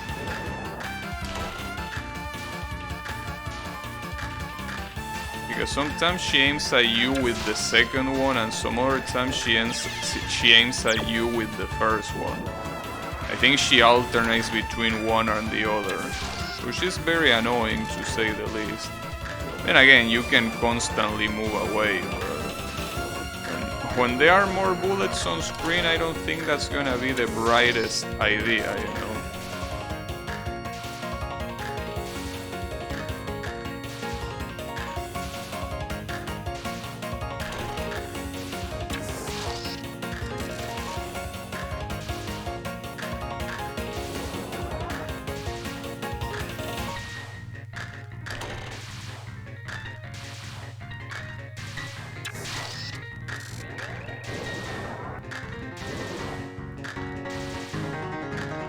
But I understand how it works. Catch your ass. That was actually easy. Is this Neko Fantasia? Maybe. I sadly cannot read what the spell card says. They are 3 kanjis. So, you know, good luck reading those. And Yomu is here again for the last pattern of this level. Alright, if you want to cross that, you either need to redirection her or you need to be very fast after taking the picture. I think redirectioning her is the best idea though.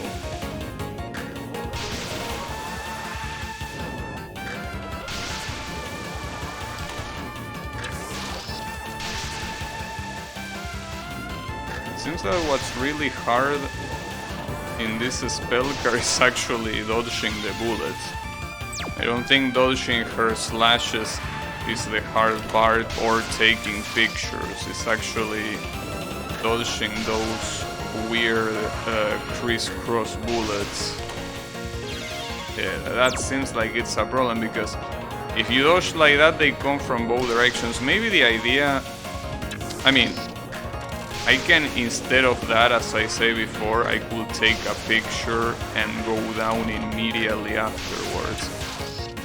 But I need to be right next to it. If I'm not right next to it, it is. Even if I try to go super fast, it's not gonna work. But the problem is that if I'm next to it, I'm probably gonna get killed by the bullets. Or not. Alright, that works.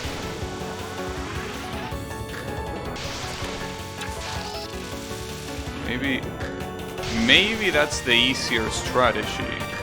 I don't know. Oh, nice. Oh, she has something else. What's this? Oh, Tim. All that presentation for a pattern that was easier than the previous one. So if you needed to take one more picture, like if instead of 5 it was 6, that could have been hard. Well, level 6 is completed, on to level 7. So this is where Sakuya appears. Funnily enough, this specific pattern is played in the demo. So the demo actually spoils you this shit. It spoils you that Sakuya is gonna appear. So then again, Sakuya at this point, it's a very important character because, well, obviously, being the stage 5 of EOSD, she was playable in 7. She was playable in... Well, actually, she was playable in every game after 6. Well, except this one, I guess. I mean, every game after 6 until this game. She was playable in 7, 7.5, 8, and 9. But yes, Sakuya at this point in the series was pretty much considered one more protagonist, until Touhou 10 came and gave back the protagonist only to Reimu and Marisa. I read that only now Capcom fits a bug with Monster Hunter Rise and high FPS. I don't know. Maybe. I mean, it's Capcom. They usually operate like that.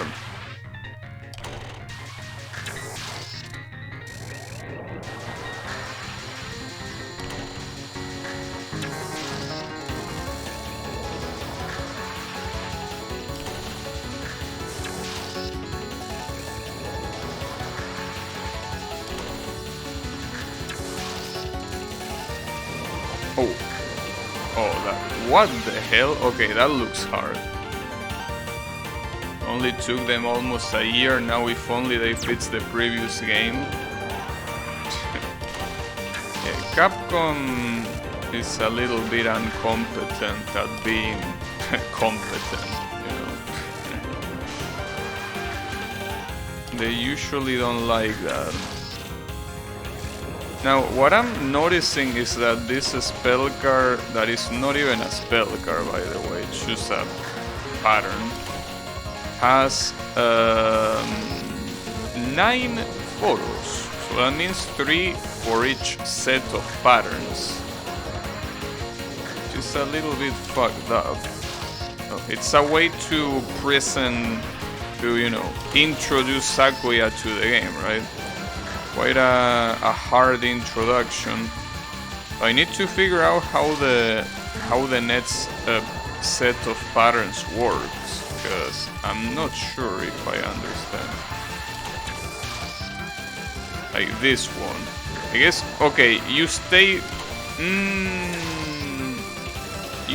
below her, but sometimes you cannot do that properly.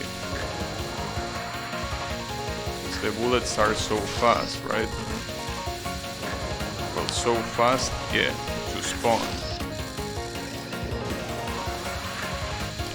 Doesn't matter, you're dead. Got him! Got Sakuya. So I'm assuming... Wait, actually I don't think Remilia is the other one, or is it? Oh, it is.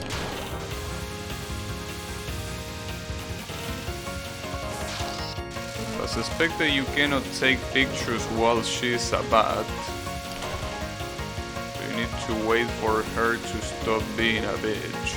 As you can see, having only 3 photos, I'm pretty sure you are intended to wait. Well, to survive rather than waiting. I'm not sure exactly how though, because... You can stay down here, but I don't think that's the best idea. Yeah, I actually don't know if the best idea is to... like, spin around her, or stay on the bottom. I wouldn't know. In World, if your FPS isn't exactly 60, your game will do weird shit. Yeah, that happens to a lot of games.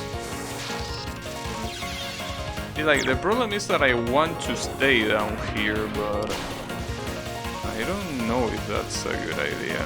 I mean, it would be a good idea if it wasn't for the circular bullets getting in the way. So otherwise, it's not like these kunais are that hard to dodge. But yeah, once a circular... Well, I guess when a circular bullet gets in the way, I should take a picture. I also don't know when this shit is gonna activate, or if you are supposed to do something in particular. Maybe taking enough photos to the bat. I don't remember how this was. Maybe it's taking enough photos to the bat or just waiting. It could be either one.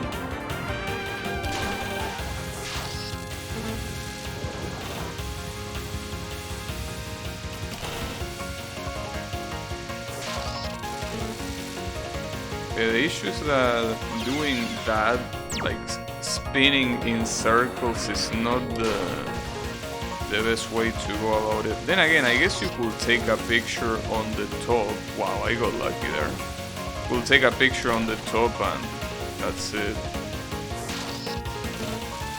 Something like that, so you don't have to deal with that many bullets on the top. Yeah, okay, that's when she's gonna stop fooling around. Well, when I say stop fooling around, I actually mean that she's just gonna show herself, but the pattern is still the same. So the logic, well, I don't know if it's still the same, it might be actually harder. But yeah, it seems that it's based on time and nothing else.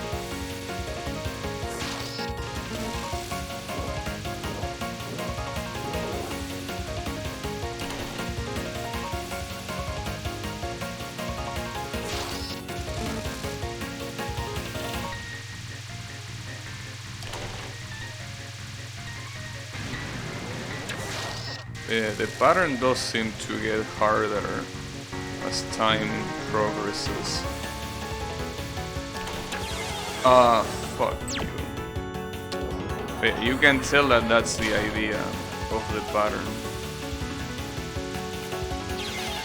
So I guess something that I can do, because you know, I can't take out of my mind that one spell that I didn't get a score in, which is this one, dude. Like, I feel like I need to finish this one first, before doing anything else. Like, before continuing, I need to finish this one. Like, I don't understand why this one is so much harder than most of the other ones, really. And it seems that it's especially low, the amount of score you get from this. The amount of score is so ridiculously low, even though you're taking a picture of the lasers, you know. Okay, that one is slightly better. Slightly. Problem is that the lasers and the blue bullets that she shoots are not really synchronized. So sometimes she shoots the blue bullets when I need to dodge the laser, and some other times she shoots them later or earlier, you know. That's kind of an issue. Is that enough? That should be enough, right? There you go. Alright, now I can finally stop thinking about this shit. God damn it. Well, now I need to think of this other shit though.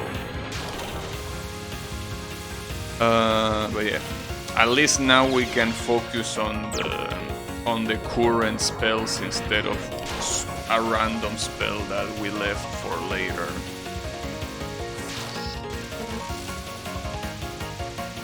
I think that after this level, like on level 8, is when you start getting the other song.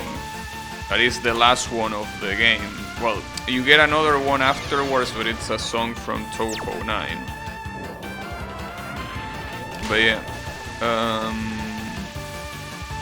that's where you get retrospective Kyoto. You know that not that long ago I played Touhou Spell Bubble. That game has a remix of that song. Well, if anyone was wondering what the hell retrospective Kyoto was, well, you're gonna figure it out.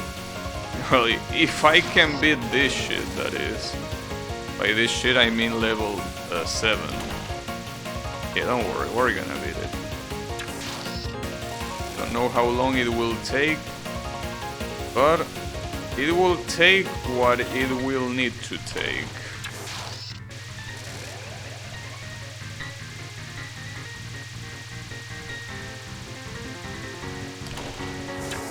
Ooh, that almost failed. Like, I needed to take a picture from a distance there. Alright, Sakuya is back at it again, but this time she's stopping time, which is what she does best.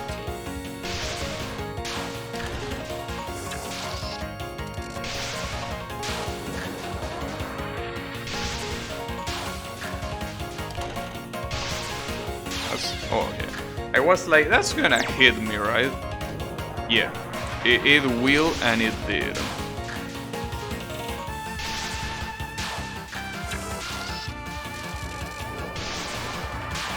The hitbox of these bubble bullets is a lot smaller than they look.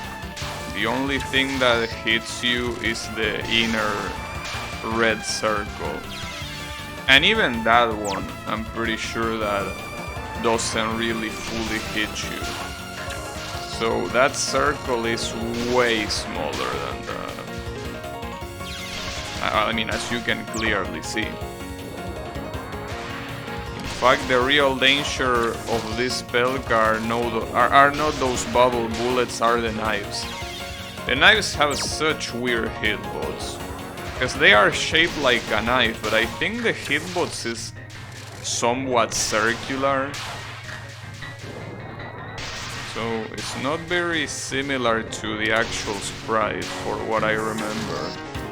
Maybe I'm wrong, but I think it's kind of like an oval shape, even though the knife is shaped, well, like a knife.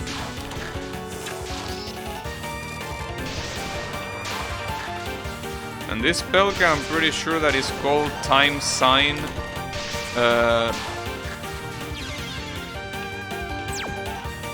Tunnel Effect, right? Yeah, Tunnel Effect. Time Sign Tunnel Effect. I can see the tunnel part.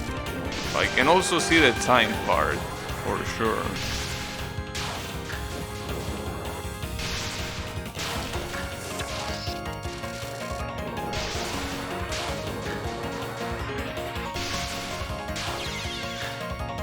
I don't know if the knife killed me there or the bubble bullet. Will have been both.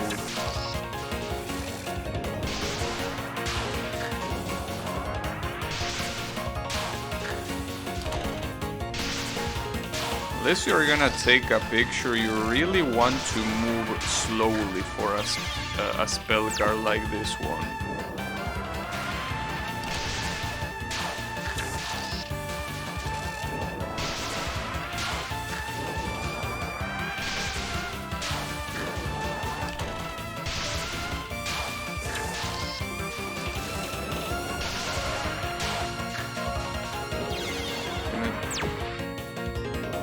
And the fact that there are 5 photos is quite challenging as well.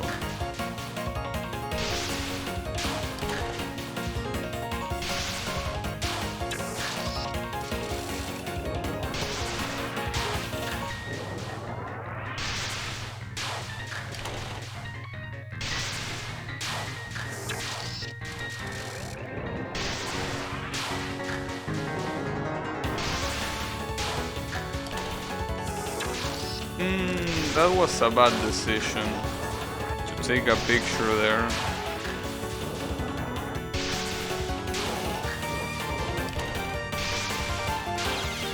I shouldn't have let focus go there. Damn it, I had it.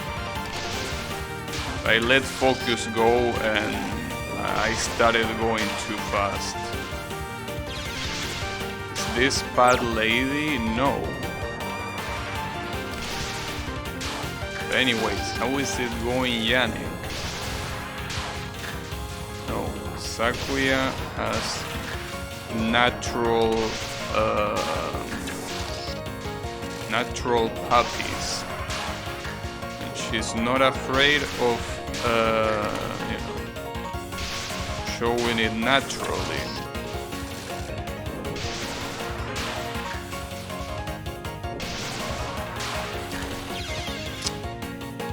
The red knives camouflage very well.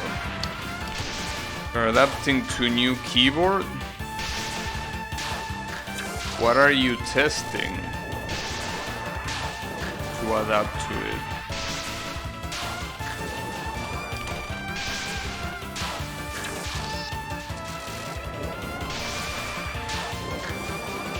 Every girl in Sun's art is padless? Exactly.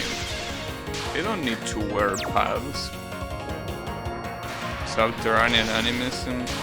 Yeah, I assume it was something like that. But you probably wanted to warm up with something simpler, though it makes sense wanting to play something you are familiar with.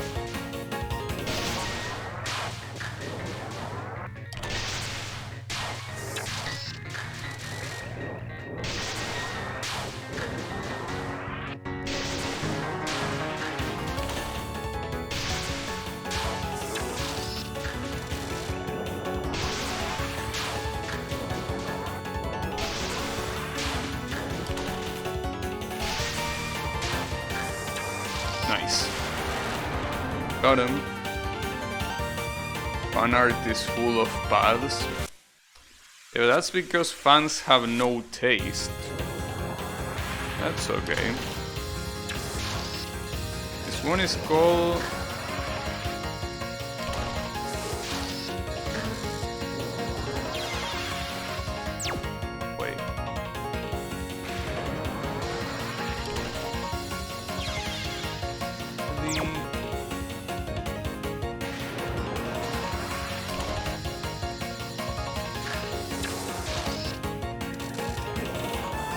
something about square. I think that it's a proper name. Like, I think no, it's actually... No, it says... Vlad's Magic Square or something like that. Or Vlad's Magic Square, I think is what it's called. I don't know what's the kanji for that is next to sign though. I'm assuming it's probably something like fate sign or whatever. I don't know.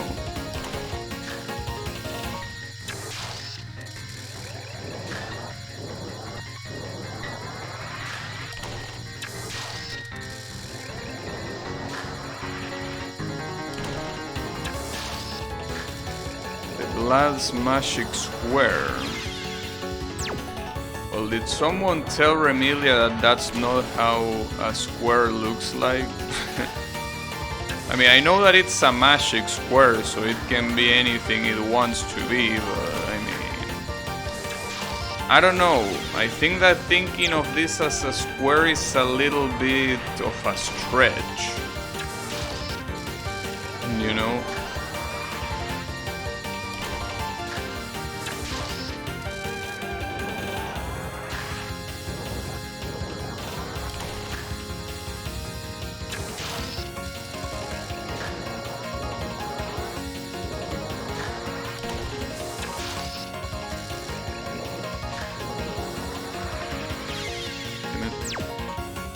This one seems like it's hard because her movement RNG can make this very hard if she gets far.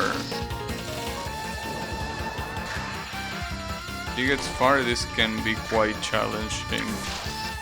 Mostly because it will force you I fucked up. To make your scope a lot smaller.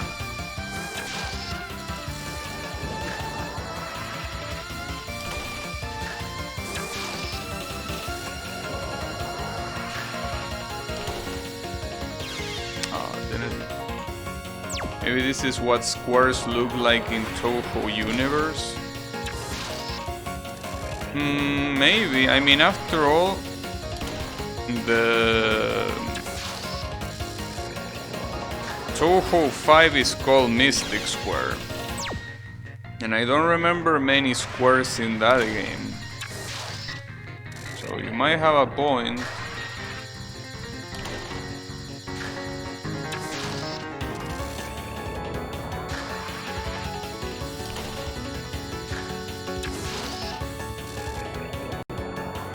Maybe squares don't operate in the same logic as our squares.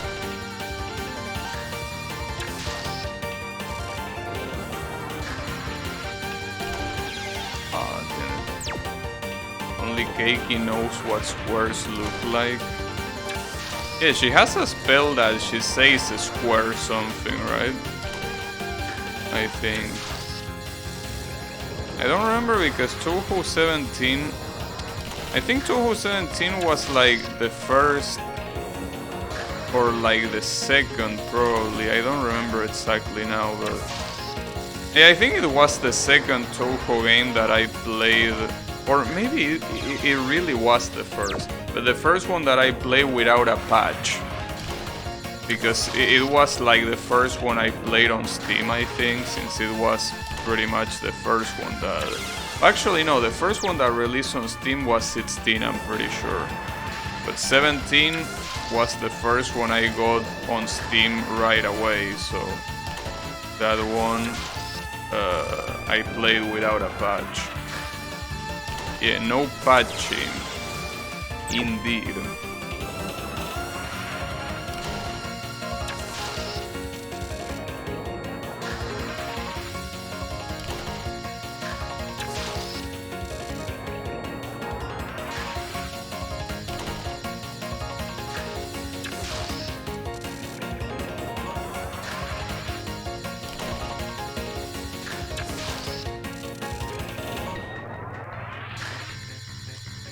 Sometimes this pattern really fucks you up. And I'm still not sure how the bullets move, because some of them move up and some others move down. Not 100% sure of the way the pattern works. She got fucked anyways. Alright. I wonder if that's a common Touhou choke, those the website with the English patch. No, that's not a common choke. Mostly because I'm pretty sure that the Japanese alias for patchouli is pache, not pachi, I think. So yeah. And I'm pretty sure there is no choke associated with patchouli and patches. Not that I'm aware of.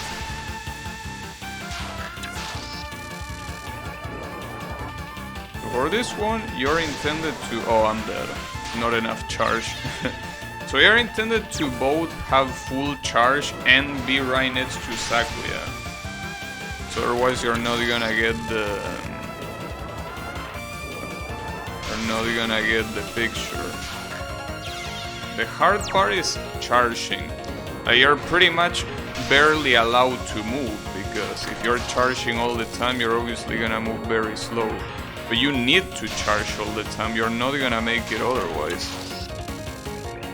The issue is that you're also intended to dodge all the blue knives by moving that slow. Well, that's in itself not a problem though. It will make your dodges more precise. I mean, the fact that the blue knives come from every direction means that it will be hard to dodge them whether you are moving at normal speed or not, really.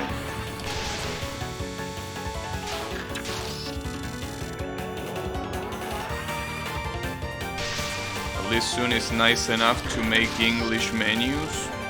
Yeah. Well, then again, making English menus is kind of like a Japanese game classic, because they think it looks cool. So I do remember one Japanese game that did not have English menus. Puzzle Bubble 4 for PlayStation did not have English menus. Or at least the main menu didn't have English things. I'm pretty sure it was all in katakana. And as well, as you would expect, back then I didn't even know English, much less Japanese. Well, much less katakana, because I still don't know Japanese. But yeah, it was basically impossible for me to know what it shit means, so you basically needed to go by trial and error. You were like, okay, this mode here is this. This other mode is this other thing. Yeah. That's one of the many games on the PlayStation that I fully played in Japanese. Obviously the dialogues, I didn't understand them. As you would expect. But yeah, that game actually has dialogues. I wonder if there is an English version of that game, or if it only released in Japanese. It probably is one of those that only release in Japanese though. Most likely. Also really wish you could shoot from down here, so that way you don't need to deal with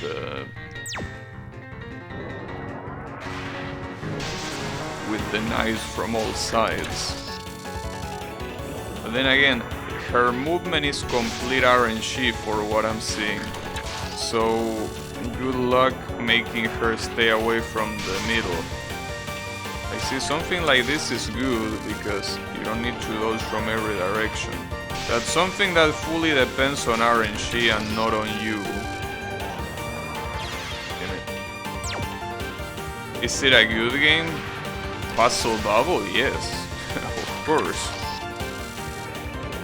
Puzzle Bubble, any Puzzle Bubble is amazing because the idea behind the game is amazing. It's basically you have to connect 3 colors, but you need to aim, and you also can do combos by eliminating bubbles that are on top of other bubbles. It's a very good game, yeah. I mean, if you like Puyo Puyo, I know that it's not really that related to Puyo Puyo in terms of gameplay, but in terms of the idea behind the game, it kinda is. You love puzzle games? Yeah, well, in that case you're gonna like it. After all, Puzzle Bubble, as you would expect, is the inspiration behind Touhou Spell Bubble. So, you know. That's one of the many games that I want to play again.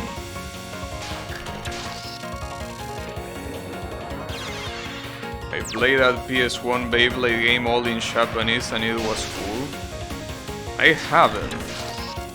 But yeah, there are a lot of PlayStation Japanese only games that are very cool. And I played a lot of them. Unfortunately, I didn't learn Japanese with that. That's okay.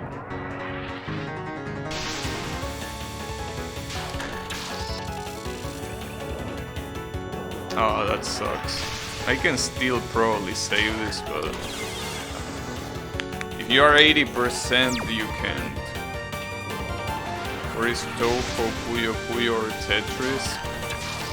I mean, well, there is a Tetris version of Null Pomino if you are interested.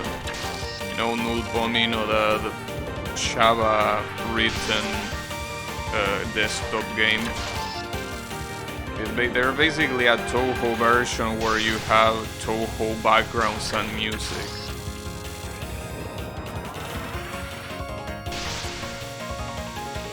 It's cool. But I think that's the closest you're gonna get. This is a clear, by the way. There you have it. About Puyo Puyo though, I don't know, that seems a little bit more unlikely. Actually, no, it's not unlikely. There is actually Puyo... Then I completely forgot. There are some Touhou fan games that are Puyo Puyo clones. In fact, you have a fan game that I think that is called the Ochige. That is basically a Touhou Puyo Puyo Echi game. Every time you defeat one of the opponents, they start losing clothing. They don't get naked though, so don't get your hopes up, but yeah, there is that game. It's quite funny. It's like such a Japanese thing to do, you know. Touhou characters screaming at each other in every T-spin.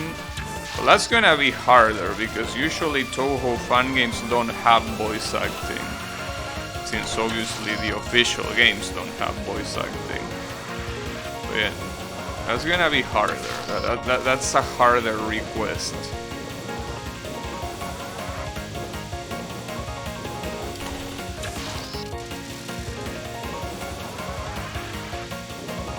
Oh, another thing is that game, the Ochige, not only is an ecchi game where they lose their clothing, but I'm pretty sure it's also only based on PC98 characters.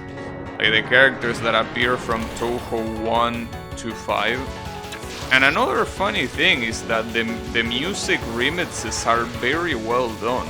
It's like one of those games that you cannot understand how high quality it is. Like why it's so high quality. But it is.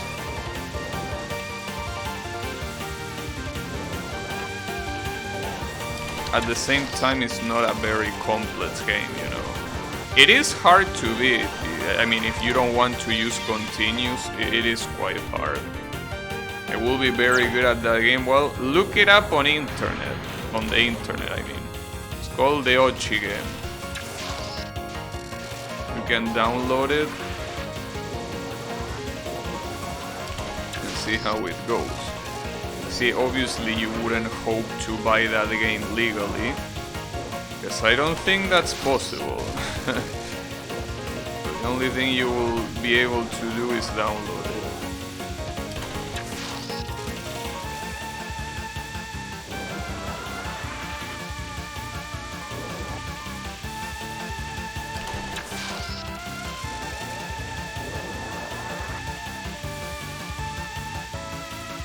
Ah, damn it.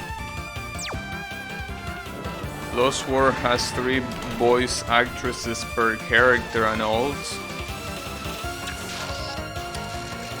I know.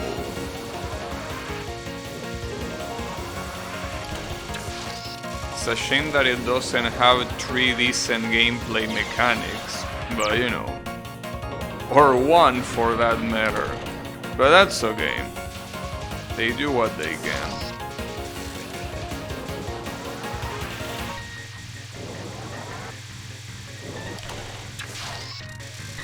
You know.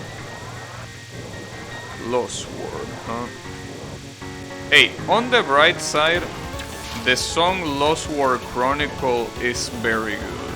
That's one thing that came out from that game that is very good. Other than that though, I don't know. Maybe the character art in the cards or whatever.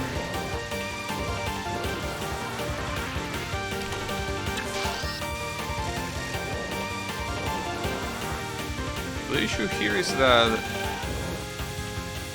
these bats are aimed, but they also like filling the screen with fucking knives, not just your face. Ooh, that... Oh wait, damn it. I thought it was 6, it was actually 7. If it was 6, I will have one right there.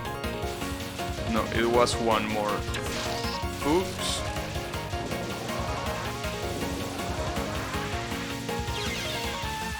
It's a little bit weird because the bats don't kill you, but what they shoot kills you, obviously.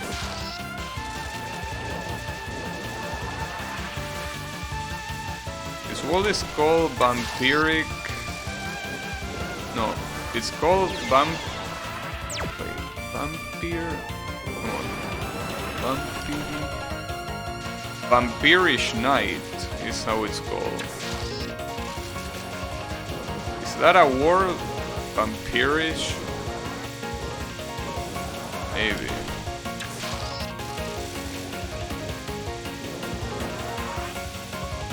Well, vampirish.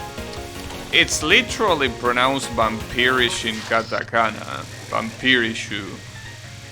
But shouldn't it be vampirish?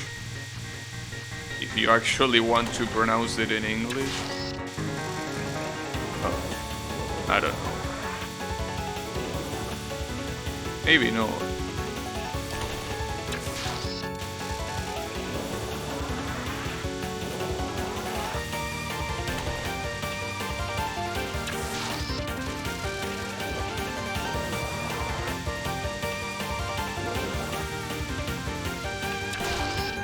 Ooh, that was so close.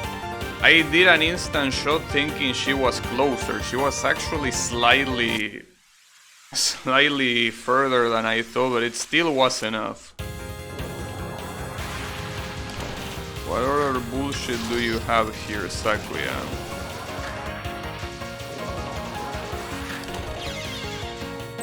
Oh, that didn't seem that bullshit. That seemed relatively normal, all things considered.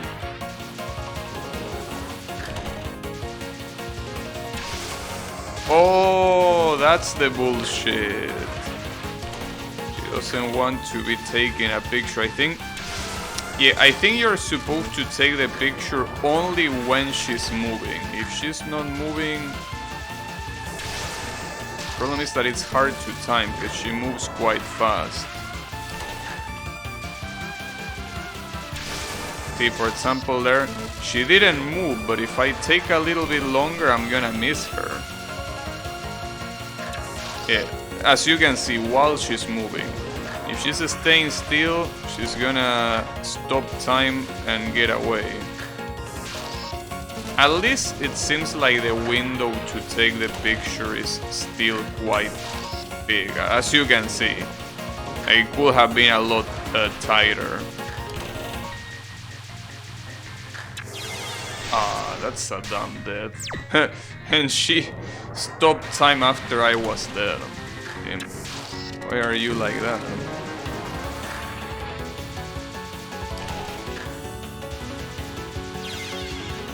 It's pretty interesting how a lot of the concepts from this game were used in other, you know, I mean, not just in other games like this one that are like individual pattern games, but also a lot of patterns from other Touhou games that are more like regular Touhou games, and also fun games.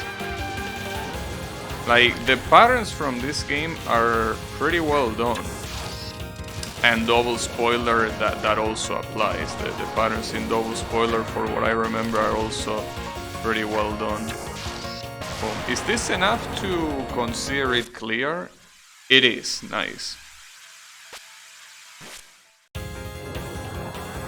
So this is Remilia's last spell. Oh, I remember this one, I think.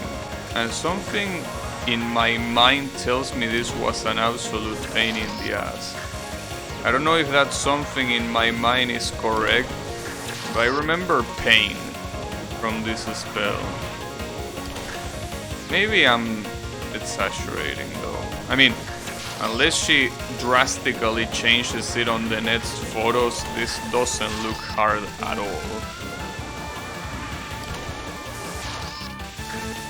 This looks like the opposite of hard.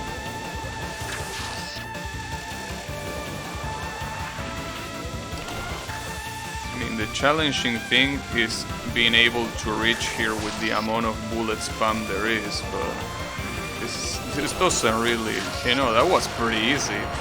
I guess my memory was wrong, yet again.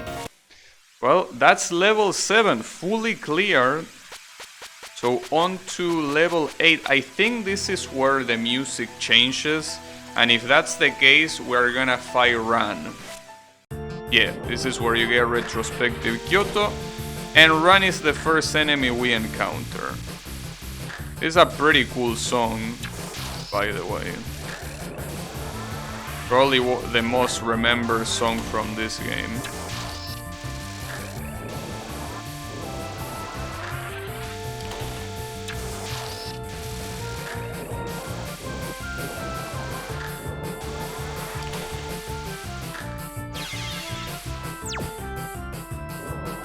Pretty sure that after this one there are 2 more levels, and I think that's it. Or there might be an extra one though. Yeah, I think there was an extra one at the end that had some other extra bosses and shit. And then there was one that was completely empty because the idea was to put an update that put that extra chapter that is at the very end, but Soon never did that. So the question is if this Steam port still has that chapter, that empty chapter. It could, the same way it could not. But knowing Soon and how fucking lazy he is, I doubt that he took it away. But let's see.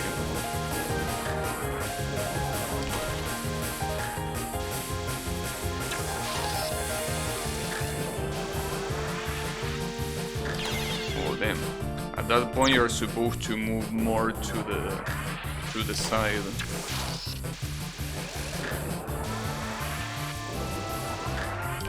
Because the point of this spell is that the yellow bullets are going in one way and the talismans are going in the opposite way.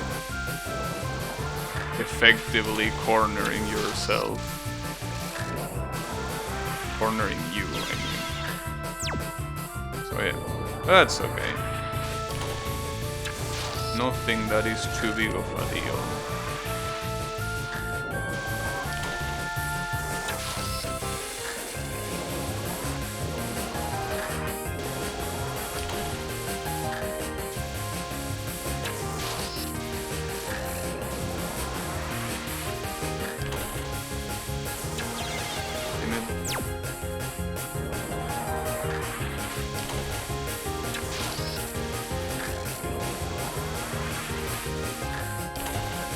Yeah, this is around the time where the game starts getting challenging. This pattern is not a good example of it because it's not really that challenging, but like I'm pretty sure the next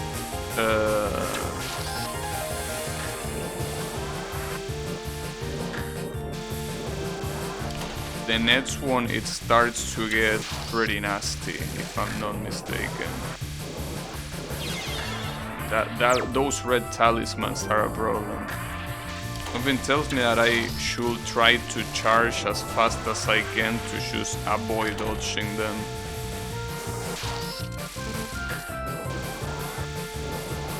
Probably. I don't know.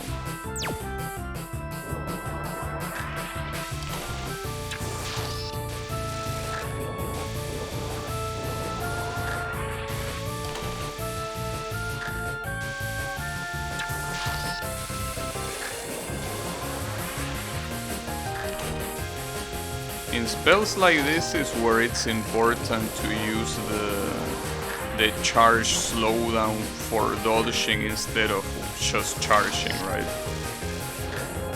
It's very useful because otherwise these talismans are not that easy to dodge if you use regular focus speed. Well, the red ones seem like they do require regular focus speed. But the blue ones and the ones that come next, that I already forgot the color. But yeah, those are better to dodge like that. Purple, that color. Because you can see if you use regular focus, you move quite too fast.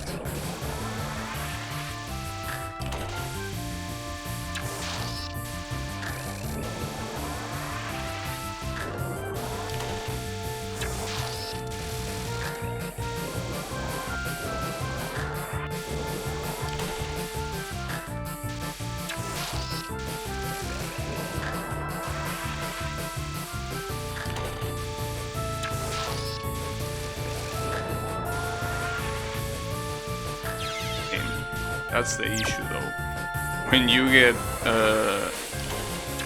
when the pattern makes you go to the direction the yellow bullets are going, you're essentially getting cornered. But you're supposed to reposition yourself on the, like, you're supposed to bait the yellow thing to the side that where that doesn't happen. That's kind of like the point of the pattern. You know, the interesting thing is that in this game, these non-spells, because these patterns are not spells, they don't have a name or background for that matter, and yet they are a lot harder than the spell cards. Another example of non-spells actually being harder than the spells, even when it's meant to be the opposite, you know.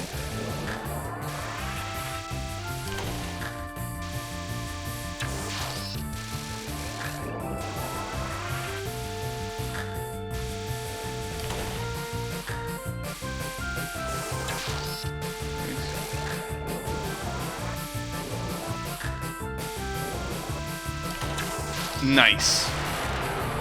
Damn, one of the pictures got 100k points. Holy shit. Also, how is it going, Yamin? I don't know what you're talking about. But I don't care either, which is the good thing. Alright, so this spell, well, non-spell, this is also a non-spell and not a spell. It's about basically going back when you take a picture, and as you can tell, you are intended to move up. Oh, and then she activates the spell. I didn't remember that. Okay, that spices up things a little bit.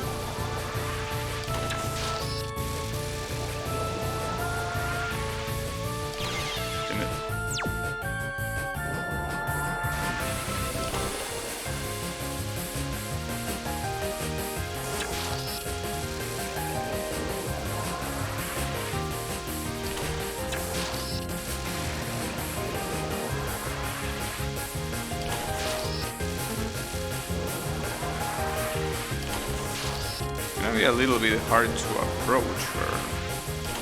I guess the idea is that you're supposed to take a picture of 2 red bullets and then get the real picture of the boss. So otherwise approaching her seems... Oh, but then she... Okay. She makes them more frequent.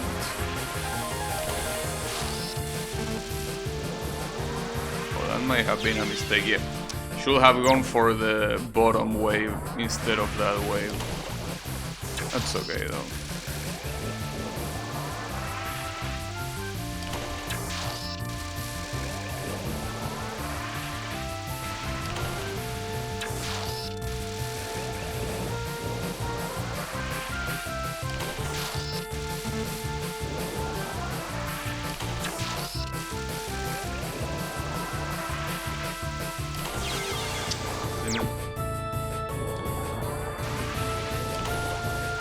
Something that is very easy to reproduce, the fact that you take a picture at the exact same time you die. You might think that it will be a rare occurrence, but it's actually very common. Like, as soon as you get 100%, you press the shot button, but you're also colliding with a bullet. So yeah. There's probably a better way of doing this spell guard though, rather than just staying in the middle like this. I mean, after all, it's not like you really need to stay in the middle. You could go here, though those things are aim, as you can see. You could switch between going to the middle and to the side. The issue is that it will be a little bit hard to control it, since, as you can see, the trajectory of these butterflies is not the most predictable. I mean, it is predictable, but I mean that it's hard to properly follow because of the curves. It's way easier to just stay in the middle and only worry about going up and down than left and right. Photo finish. You could call it a photo finish, yeah. Would be an appropriate name.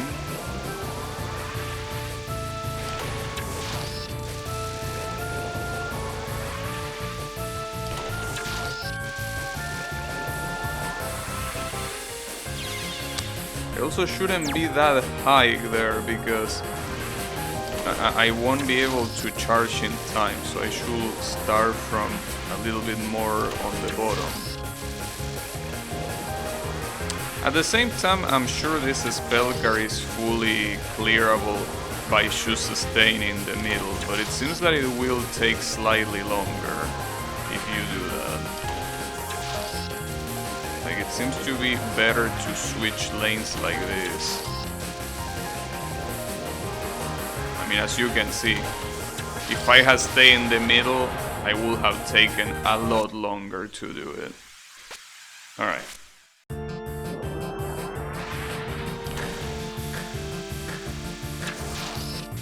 Well, this is a very random spell, isn't it? Well, random in the sense that you need to dodge a lot of fucked up shit. Run is not fucking around in this game, that's for sure.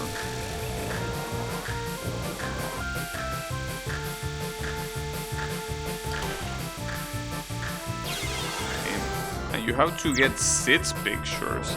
And I think that the talisman columns get longer and longer for each photo. So yeah, this one seems quite hard. For what I remember, yeah, I think I remember that there are two. Fuck, I don't remember if there were 2. No, I think there is one more level. Then I think there is the quote-unquote final level, and then I think there is an extra. I think. But I don't remember. So, as you will expect, the patterns are gonna be very hard, so it's not that we are close to the end, no, that's not really the case.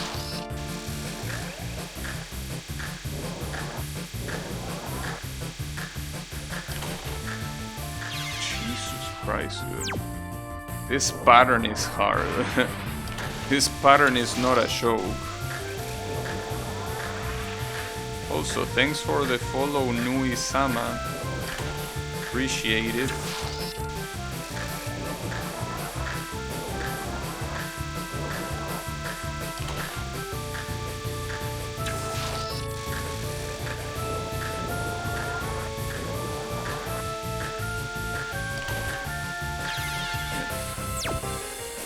Yeah. It's alright. I'm not 100% sure, but this might have been like one of the last spell cards I cleared. Still new to Touhou, so haven't played this yet. This game, if you're new to Touhou, I will say that it's very nice to play because, well, I was basically mentioning it at the beginning of the stream, but this is one of the games that when I was new in Touhou, like around the end of 2012, these are the games that I played. This and Phantasmagoria of Flower View. Because you don't need to try hard that much. I mean, it's not like the patterns are easy, but you don't need to worry about 6 whole stages to beat the game. You just need to worry about individual patterns at your own pace. You don't even need to beat them in order, and you don't even need to beat them all. Well, you can beat them all if you want to, but if you want to reach like the final stage, I'm pretty sure you don't need to beat them all. So this is a game that I would recommend for new players, but you gotta understand that this is a spin-off, an official spin-off, sure, but it's not like the mainline Touhou game, so don't get used to this, because all the other Touhou games are more like traditional shoot-em-ups with stages and stuff. That's the only reason why I wouldn't recommend this game, but outside of that, if you already know Touhou, you already know what you're getting into, playing this game is not a bad idea. I want to beat the mainline fair, to be honest, but still stuck on 11. 11 is a pretty hard game, so I wouldn't try to play them in order, because I'm pretty sure that's what you're going for. Beating them in order will only lead to frustration and probably giving up on playing the games.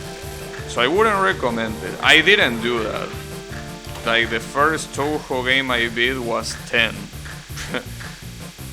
I did not play them in order. In fact, the OSD Touhou 6 was one of the last games I did.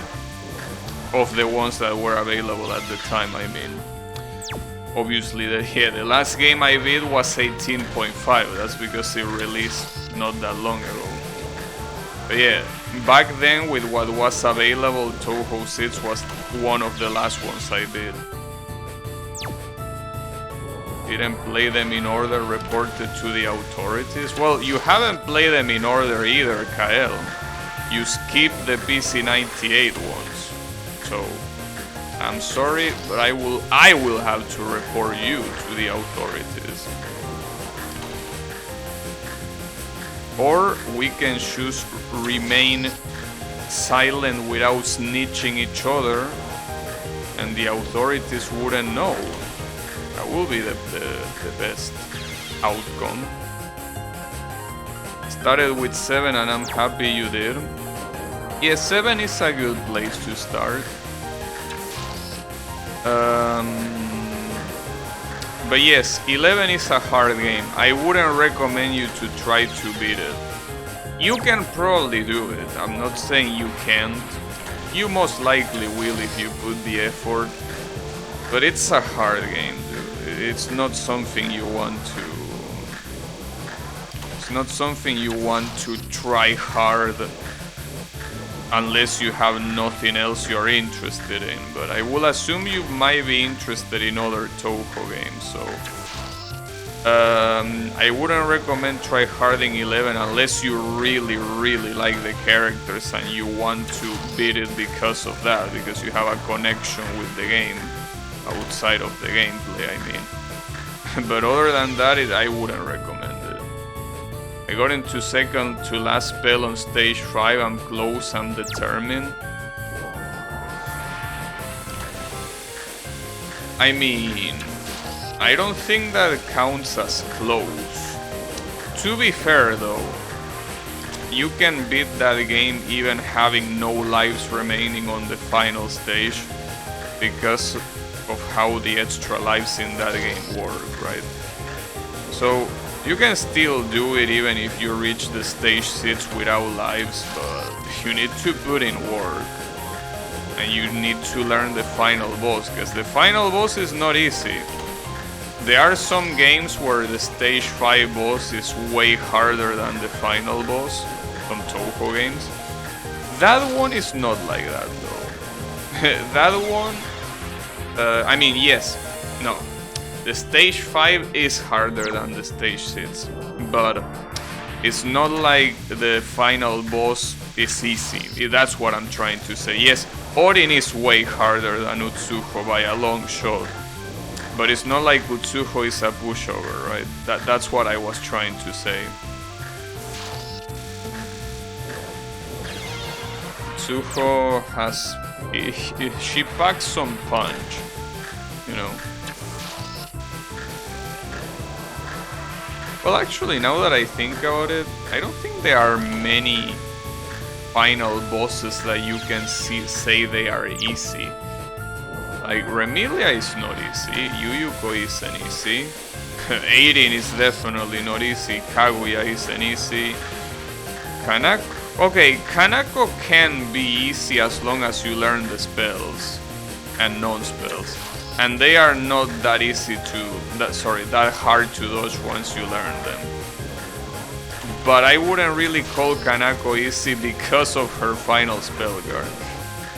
Kanako's final spell card is really what makes the whole fight hard. And then you have Utsuho that is hard, Byakuren is hard. Miko could be considered easy, I guess.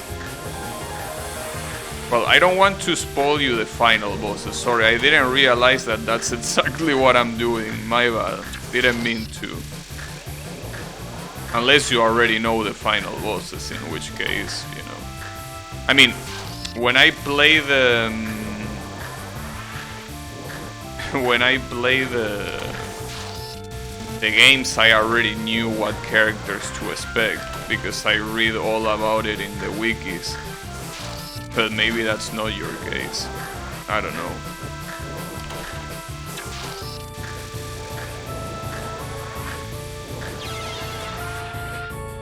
You got another lunatic no bomb? Nice. The keyboard seems to be helping. It most likely is if you have less input delay. However, 40 hours in 10 purely because Kanako sucks so much at the very end. Yes, Kanako's final spell card Mountain of Faith is hard. It's the only reason why that game I wouldn't call it completely free to one-coin clear. It's still one of the easiest games to one-coin clear. Damn, I got 0 points there, nice. It's one of the easiest games to one-coin clear purely because of the bombs being so absolutely broken. But yes, that final spell that Kanako has is very mean, and even people that do lunatic no bombs and shit like that struggle with it.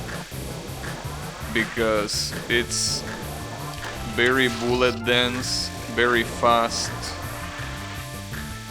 very everything, very random.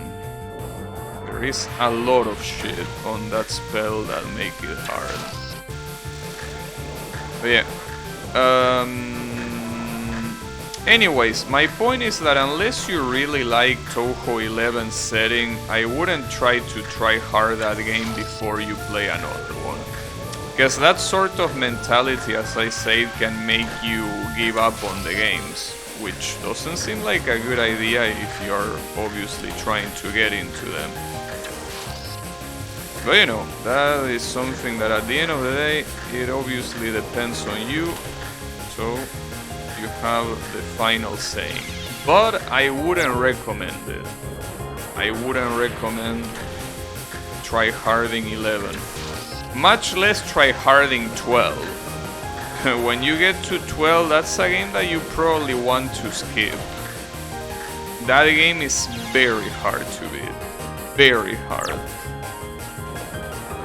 You love 11 so far, Yukari's gimmick is fun. Yeah, being able to gap through the walls, it's cool, and it's very unique since the only time you can do that again is in Impossible Spell Card, which is 14.3. Outside of that, I don't think any other official game allows you to warp on the sides of the screen, for what I remember. So yeah, it's a pretty unique gimmick and pretty cool. Well, technically you can do that in the fighting games.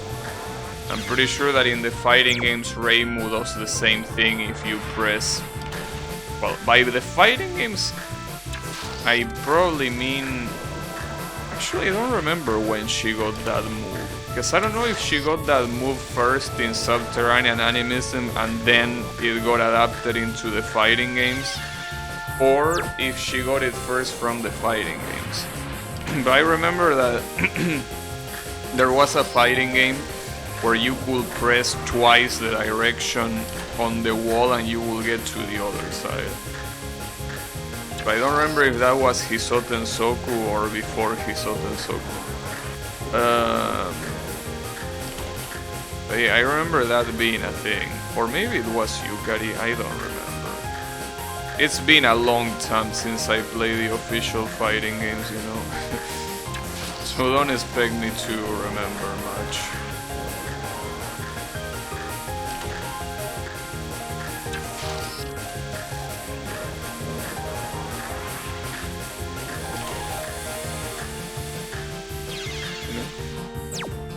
Holy shit, this Spellgar is hard, dude. This Spellgar is not a show. How long have I been stuck here? Though I think this Spellgar is hard mostly because it's like it gives you a weird visual illusion that there is a path that you shouldn't go to when in reality it is the path you should take. Like the way you approach the boss is by like doing like a zigzag move to the top, but like the way the walls look makes you think you're supposed to wait below. I'm from Argentina. Which part? I'm from Buenos Aires, the province of Buenos Aires. I used to live in the city, on capital city, but well, every time I talk about capital city, I do a very long rant about how much I hate capital city. But yeah, basically what you need to know is that I hate capital city so much that I basically got out of here and now I'm living still in the province of Buenos Aires, but not close to the capital.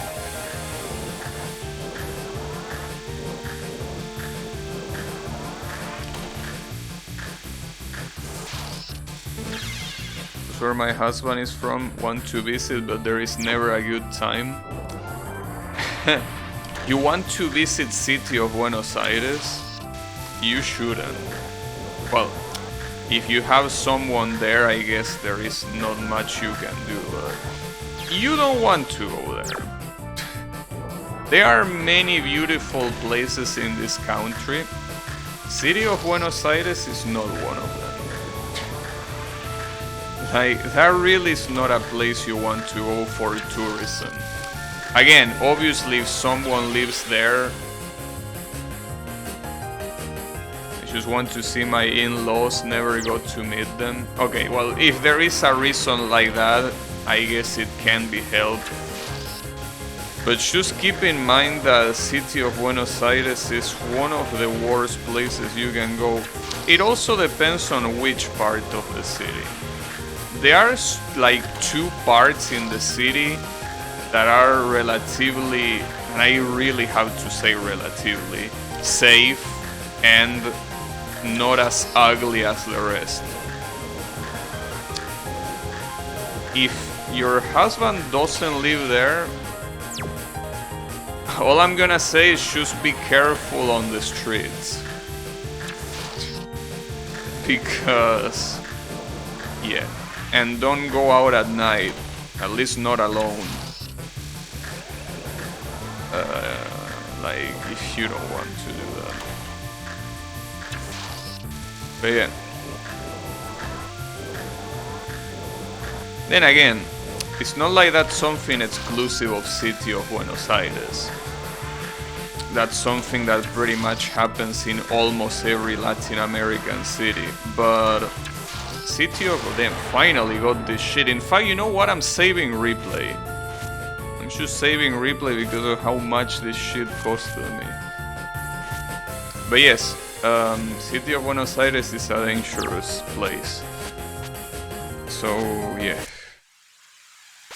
That. Just be careful. Pretty much. I don't know where you are from. He already told me how dangerous it is. That's why we can never find a good time. So I have 2 questions. If you don't mind answering, because I know these sort of questions might, you know, be sensitive, but where is he from? I mean, what part of the city? And where are you from? Because depending on that, maybe if you're from a city that is similar to Buenos Aires, then I don't need to tell you anything, because you probably will already be used to deal with this kind of shit. And depending where he is from in the city, you don't need to be that careful. You still need to be careful, like in any place, but you can probably relax a little. But it depends where he is. Like, what's the name of the neighborhood? Because the city of Buenos Aires is, well, just like any other city, is divided in neighborhoods that have names. Some are, well, obviously require some nice money to live in, but are relatively safe. Some other ones not, however. You're going to Brazil? I'm from Oregon and he's from a place called... That's funny. That's pronounced Moron. Before someone thinks that that's moron, yeah, it's Moron. Yeah, that's not a good place. And you're from Oregon. Yeah. I mean, I don't know how Oregon is, but I know that... I don't think Oregon is particularly a bad reputation city in the USA, right? I think it's relatively common in terms of reputation. Like, it's not Detroit, right? Oregon is a state? Oh, my bad. Well, yeah, but what I meant, yeah, I say city, my bad. I meant to say that it's from a place that doesn't have bad reputation, right? It's not like Detroit that has a very bad reputation for the high crime. Well, I don't know how Oregon is, but I can tell you that, yes, you're probably gonna have a hard time. It's just high stoner population. Sounds like my chat, if you ask me. But yeah, I actually want to see Moron in the map, because I know the place, like I recognize the name, but I want to see exactly where it is in the map, because I cannot really picture it. Because, you know, basically in city of Buenos Aires, the more to the south you go, usually the more... Wait, this is... Oh, I'm stupid. No, Morón is not in city of Buenos Aires. It's actually in what we call Gran Buenos Aires, which is the outside, the outskirts of the city, which is considered the province of Buenos Aires, not the capital.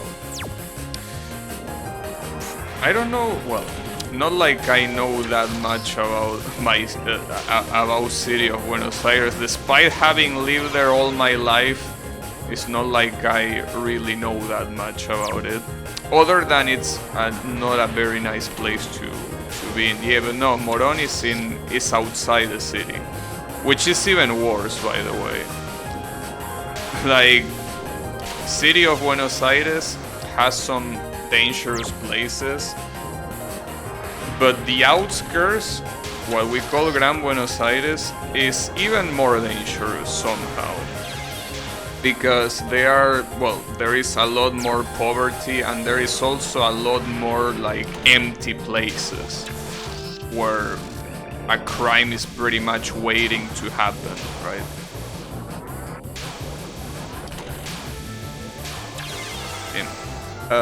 Above California, I see.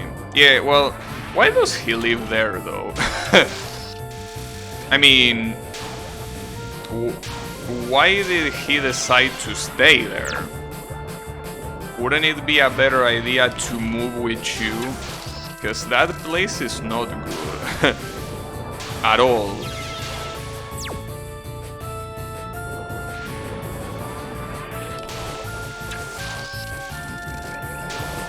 He does live with me. Wait, so why do you want to go there? I mean, yes, you see that... Oh, you want to see his parents. That's what you meant by in-law, sorry. I'm an ESL and I thought that in-law meant something else. Yeah, okay. You mean his parents. Well, I don't know what to tell you. I mean, my recommendation will be not to go there. Clearly. But if there is not another thing, another idea, I don't know. Like, you know that it feels easier to just pay those to just pay your in-laws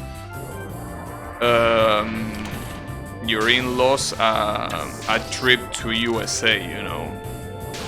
Like, on the long run, that's probably less expensive.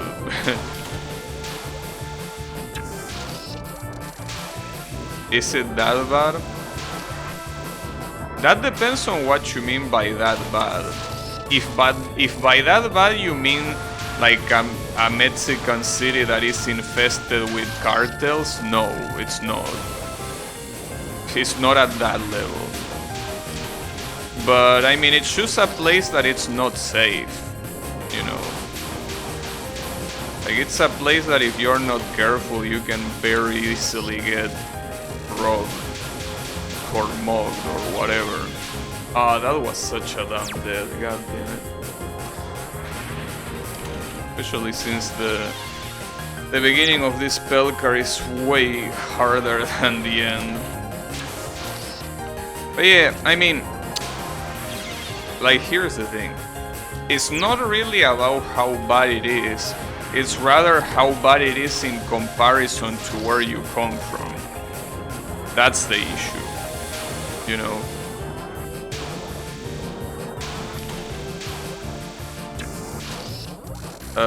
Cause yeah, I mean, I will hate going there, but because, you know, I hate that area in general, but like, in my case, I went to other places that are relatively similar to that. In fact, the place that I went to university was also on the outskirts, on Gran Buenos Aires. It was on...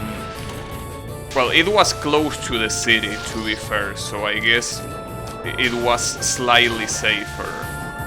But I do know places like that, so it's not like it's gonna be a big shock to me.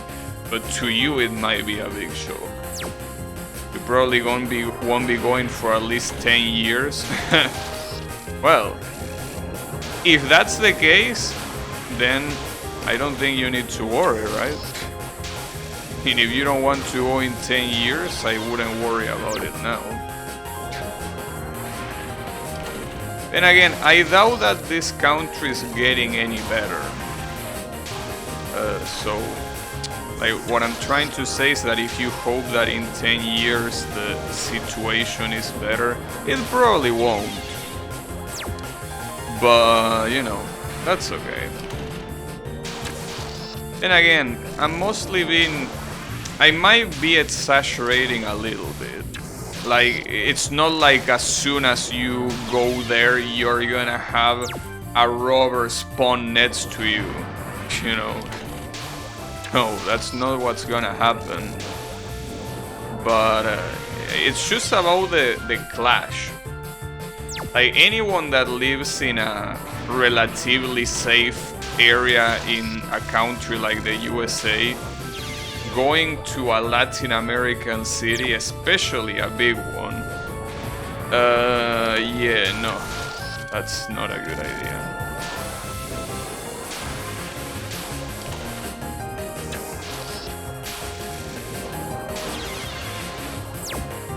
But, you know,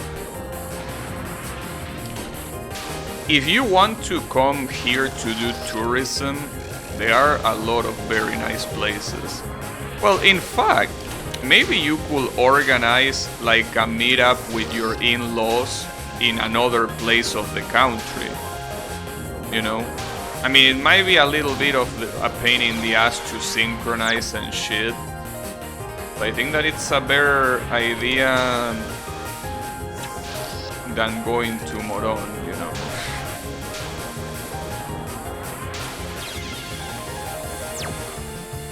Like, I don't know, you could maybe do a trip to one of the Patagonian cities at the south of the country. Like, how about a trip to Ushuaia? That's a city that is all the way to the south. It's very cold though. If you don't like cold, you're not gonna like that. But for what I know, it's a very decent city, and it's far from, you know, we talk about meeting at a popular ski resort. Wait, are you perhaps talking about Bariloche? Because that's a very popular place to go to. That's the place that teenagers that are in their last year of high school go as a trip. Bariloche. It's a for what I've been told, what my sister told me since she went there, it's a very beautiful place, which is the reason why tourism is so popular there, right? If you go there, you're most likely gonna like it. It's pretty much a city that is made for tourism. Though, if you want to see snow, you need to go on the winter. And remember that winter here is not in December. Winter here happens in June. Well, starts in June. That's another thing. Don't get confused with that. That's a very rookie mistake. I think that's it. My husband never got to go because he moved countries when he was like 12. Oh, I see. Yeah, Bariloche is in a province that I cannot pronounce because Twitch is gonna get angry with me. But the province basically translates to Black River. Problem is that in Spanish is Rio. and I don't think they like that word in English, so, you know, despite being a common word in Spanish, I rather not say it. Don't want to anger a Twitch mod. But yeah, it's in that province.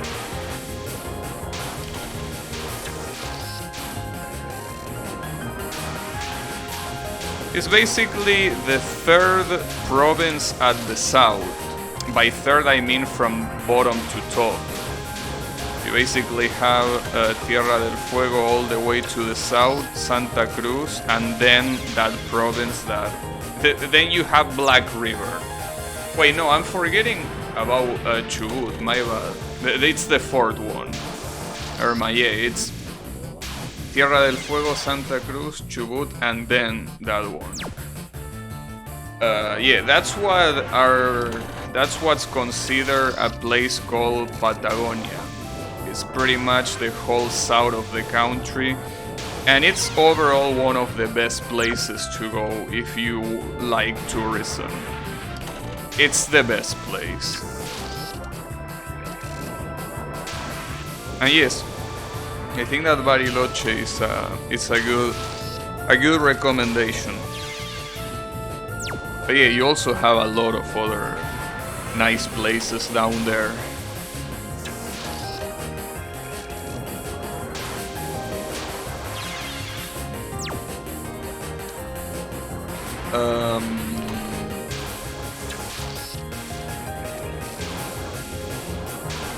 Yeah. Obviously, still exercise caution if you go outside of the tourist areas. But, you know, aside from that, it should be fine.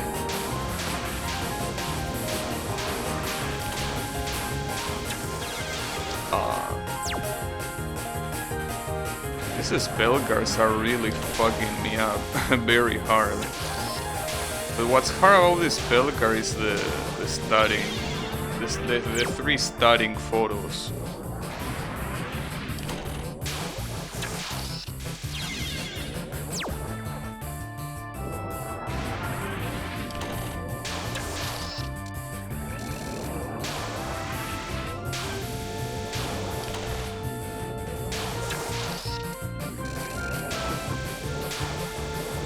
Funny because when you mentioned Moron, the first thing that came to my mind was the city of Buenos Aires. That's because, see, the thing is, Moron is, well, as I say, not a very pretty place. But every time I think of not a very pretty place, the first thing that comes to my mind is the city. But there are a lot of not pretty places outside of the city. Because basically, in the city, love Yuyuko, but she's a pain. Yeah. The fact that she can kill you immediately doesn't help. But you know, what I was about to say, in the city of Buenos Aires, there are 2 neighborhoods that are pretty much considered like rich areas where you wouldn't have that much of a problem. Those being Recoleta and Caballito. Well, that we pronounce Caballito because that's what we pronounce the double L. But yeah, it's a mispronunciation of that word, but it's still the way we pronounce it because, you know, Argentinian Spanish being an absolute aberration of the Spanish.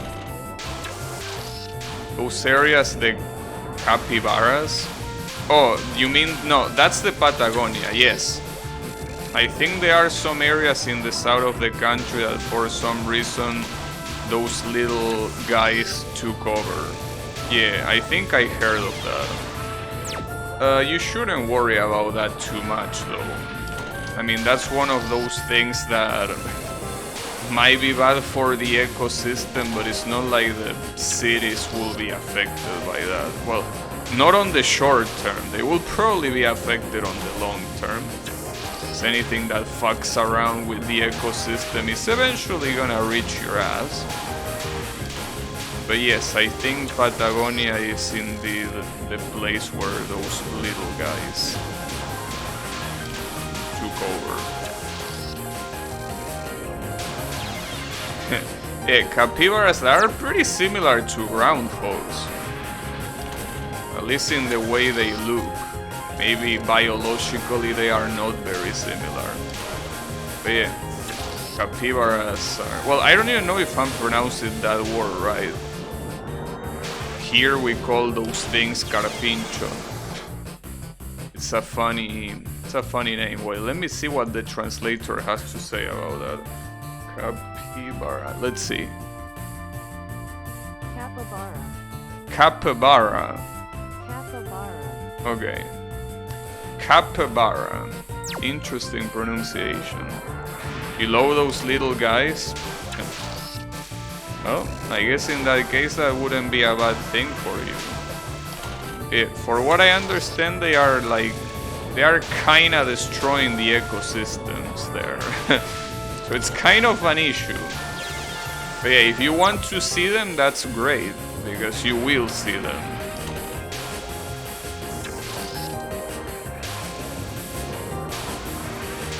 But yes, here we call those carpinchos.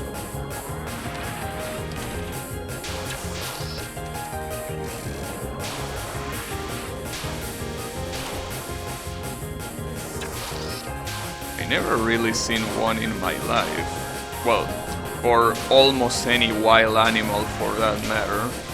I did went to a zoo when I was younger, like a lot younger. Like when I was a kid, actually. I went to a zoo and there were some animals there, but not only I don't remember, but also I don't think there were those guys there. I don't remember, to be honest. Fucking bitch. No IRL. I mean, I am someone that has lived in cities all his life. I haven't been close to any rural area at any point in my life. So outside of that one time that I went to the zoo, I don't remember anything else. Like, I don't remember seeing animals in real life. Well, other than the times where you know, where I go from the city that I currently am in. Like, this city that I currently live in, I used to go on vacation. Now I live here, but I mean, in those travels, you could see, like in the middle of the road, you could see cows and horses. You know. Sometimes sheep, I think. Though I don't remember if I saw sheep. But horses and cows for sure. Outside of that, though, no. I really haven't seen animals in real life. I'm very...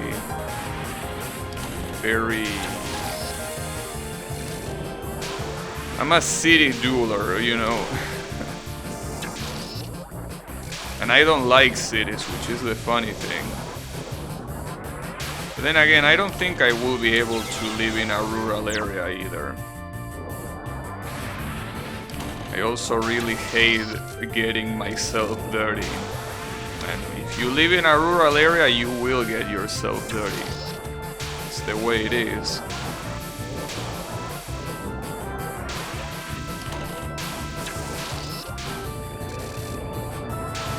You know?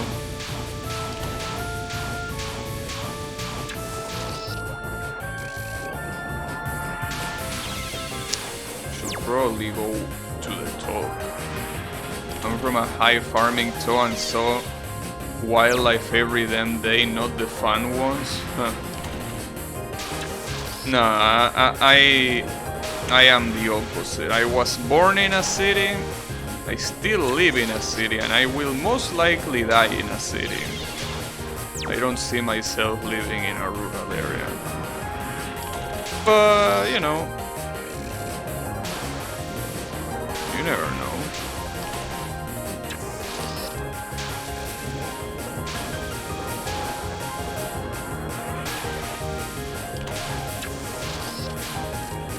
How do you get into Touhou? Yeah. Yannick asking the real questions. So, you know, Touhou is the kind of niche, well, I guess it's not that niche now, but it's the kind of niche community that unless you are an internet dueler, is very hard to encounter, you know. Did your husband get you into it?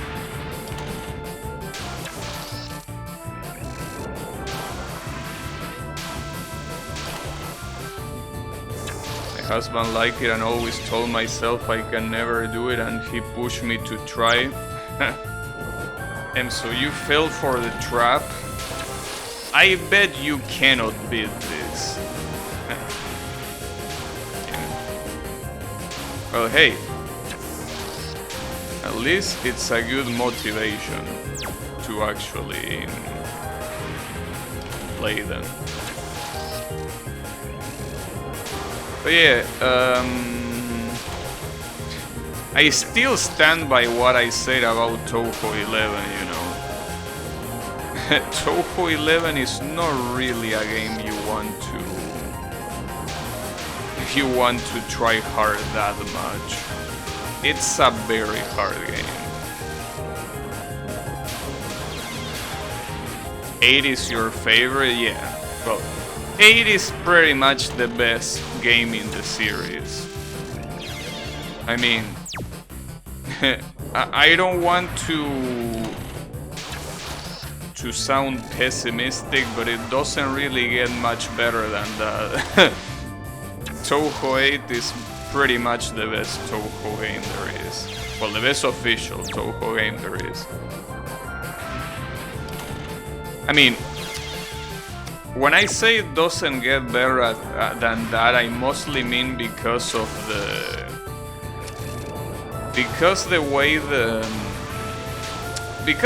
content, you know. Touhou 8 is the single Touhou game with the most amount of content there is. Of the official ones, again. I'm most excited for 15. Oh yeah. 15 is an exciting game to say the least, you know. 15 is quite something. Yes. You have that character that Yannick posted there, Miss Clownpiece. But yeah, 15, the good thing about 15 is that even if you're a new player, you can have fun with it because it has something that is called the point device mode. Point device mode basically allows you to play the game with checkpoints. Like, the game is divided in different sections, and those sections basically represent well, a checkpoint, right? Once you reach the end of the checkpoint, you get another one. So if you die, you restart from that checkpoint. There is no life limit, which means that it doesn't matter how much you die, you cannot lose. Like, the only way to lose in point device mode is by giving up. Other than that, it's impossible to lose. So basically, it's more like a platform game, right? A platforming game in that case. I mean, usually platforming games do have limited lives, but even then, most of them don't make you start from the very beginning when you lose them all. Unless it's Battletoads, but then again, that game is garbage, so whatever Battletoads does is not important. So yeah, outside of very old games like that one, you gave up on PDH. I never gave up. I'm just leaving it for later. You know, I mean, that run is still there. Ever since that day, like 2 years ago when I started that run, that's the exact same run, you know. It's the exact same save file from 2 years ago. But yeah, it never got past PhD. A PhD on Touhou 15 is what you need to beat that fucking spell guard.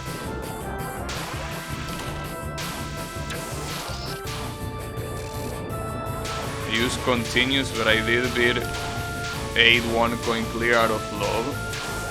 I mean, using continues is fine. I mean, it all depends on what you want to do, you know. Obviously, if you want to go for a 1 coin clear, well, using continues, yeah, that kinda goes against the point. But if you just want to play the games to experience what they have to offer, unless you really want to unlock the extra stage, in which case, yeah, you need to 1 coin clear it. But if you just want to see the patterns, the music, the characters, you don't need to avoid using continues, you know. For that, I'm actually curious. Did you fight both final bosses in Touhou 8? Because you know that you can 1 coin clear that game by only fighting 1 boss. But that game has 2 final bosses. Did you fight both? Or what?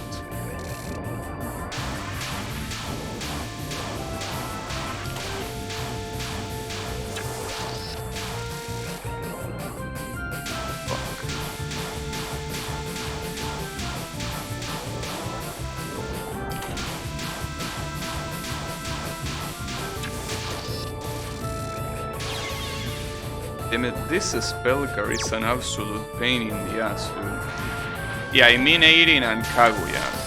Did you fight Kaguya?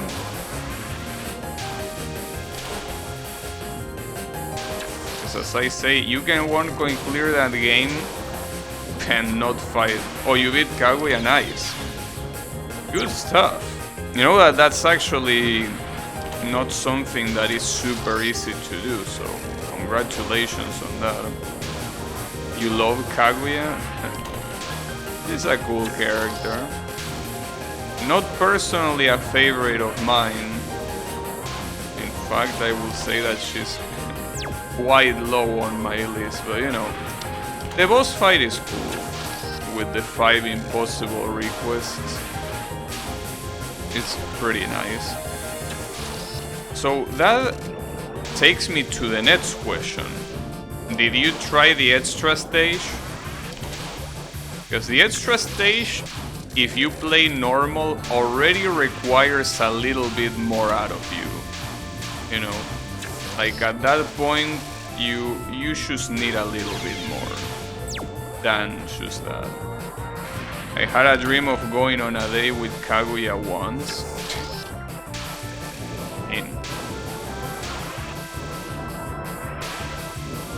Why? Well, I guess it makes sense since that's what she does. I got part way in until Moko started using Firebirds. Yeah, that spell card might seem hard at first. It's the one with the Phoenix, the one that... Yeah, that's one of those spells. In fact, let me tell you something. Moko's fight is gimmicky. It's very, very gimmicky. Which means that once you actually understand the gimmicks, it's very easy to beat. There are only 2 spells that, even knowing the gimmick, they are hard to dodge. Are some of the last ones. But if you really, really practice that, defeating Moko is not that hard, or not as hard as you might think it is. You should take advantage of the spell practice system for that. I decided I'm saving Moko for a possible future subathon, and so you stream the game as well. Interesting. Well, I will say that before you do that though, I will recommend you to hit spell practice, because trying to beat Moko without knowing the gimmick behind the spells is very hard.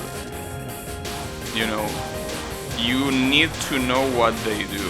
If you don't know what they do, it's kinda useless to try. I mean, you can still probably resource tank enough, but it will be very hard to do so. It's not impossible, but especially for more new players, it can be a problem. I tried Pacifist Moko, but that last non literally keep... Yeah, her last nons are a problem. In fact, I struggle with them with my no bombs.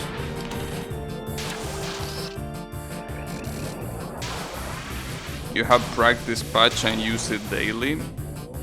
In that case, try learning what the gimmick for each spell card is, because, as I say, some of Moko's spells look extremely hard.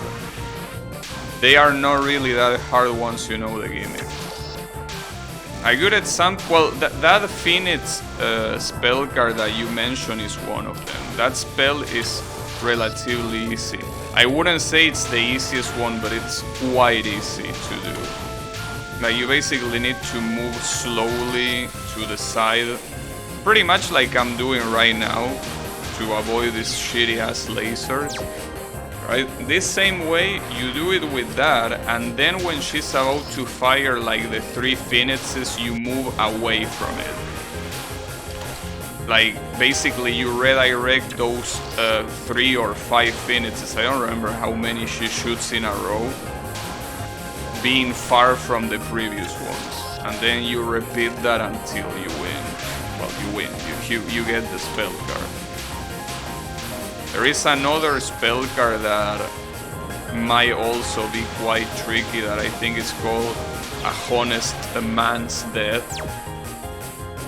That one looks very tricky, and in fact it pretty much looks impossible.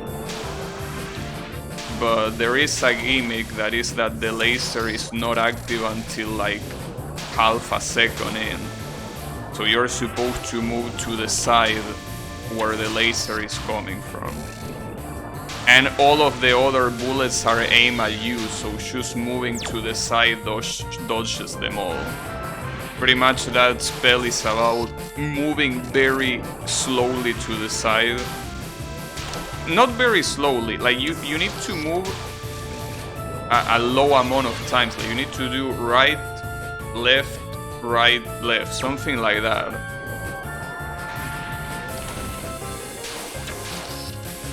Honest man died, cheating man lives, yeah. That spell, well, it's kinda like the spell says. If you're approaching that spell with a honest point of view, you're gonna die. Because if you think that that laser is actually a laser for the entirety of its duration, you're gonna think the spell is impossible or is dodged in a completely different way. Well, no, you just need to slightly move to the side, even when your character is clearly touching the laser, because the hitbox of the laser is not active until half a second later.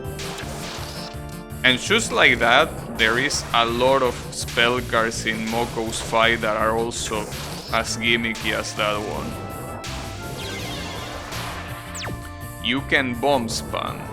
Well, you could bomb spam, but you want to save the bomb spam for the 7th and 8th spells, respectively. You don't want to waste it on that one. You want to save it for Fujiwara Volcano. Fujiwara Volcano is a spell card that is not hard to understand, but it's hard to dodge. Like, it's easy to understand the gimmick, but it's not very easy to actually execute. You will use force, brute force.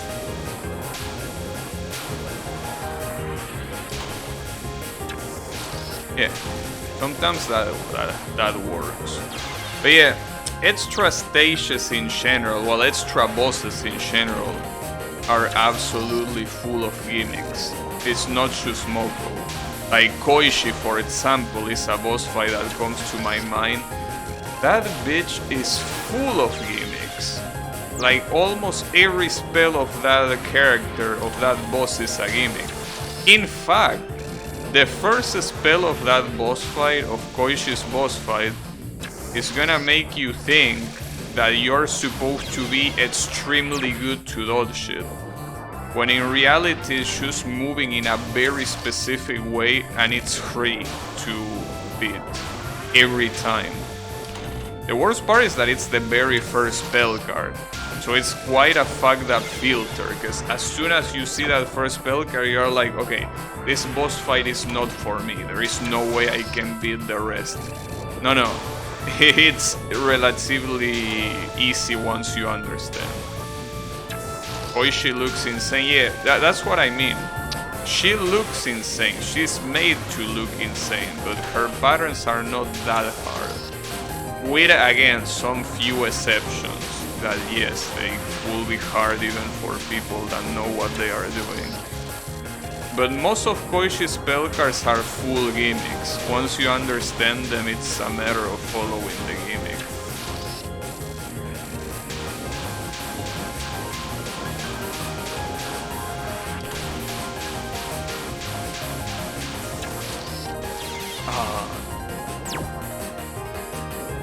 Koishi is fun after you tame the spells. Yeah, I think that applies to every extra boss. Extra bosses are one of my favorite things about Touhou, since it's basically a single stage that you don't need to, you know, be careful for half an hour, you know. So because of that, I really like playing extra stages. That's the reason why I pretty much have a no bomb on every extra stage, except Touhou 2, but that's because Touhou 2 fucking sucks, so I don't care that much. It's still quite of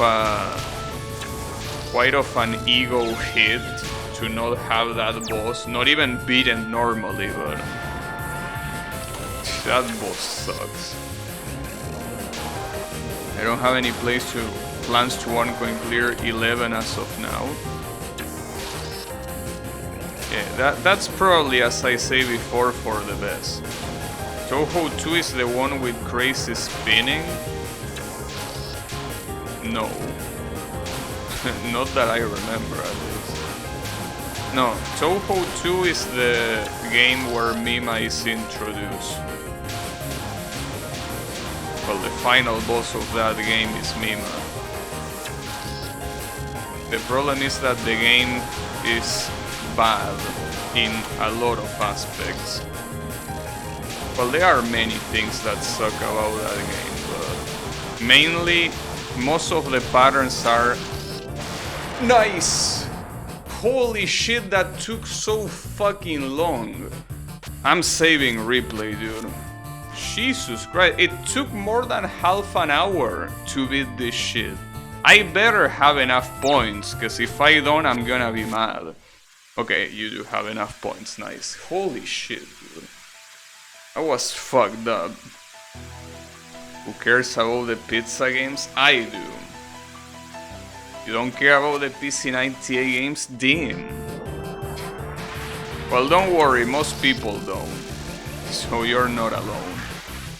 But yeah, I personally, well, see, here's the thing. Touhou 2 is garbage and so is Touhou 1. But I think that 3, 4 and 5 are good games. Maybe you won't like 3 because it's a Phantasmagoria game and a lot of people don't like Phantasmagoria games. But Touhou 4, for example, is an easy game to one-coin clear because of the amount of resources you get. And Touhou 5, it's not very easy to one-coin clear but I personally think that it's a game that it's on par of quality with the Windows games. It's such a well done game, you know. Oof. Ah, fuck. Almost got it. Windows games are just much more pretty. Yeah, obviously that is correct. Though, I will say, if you want to...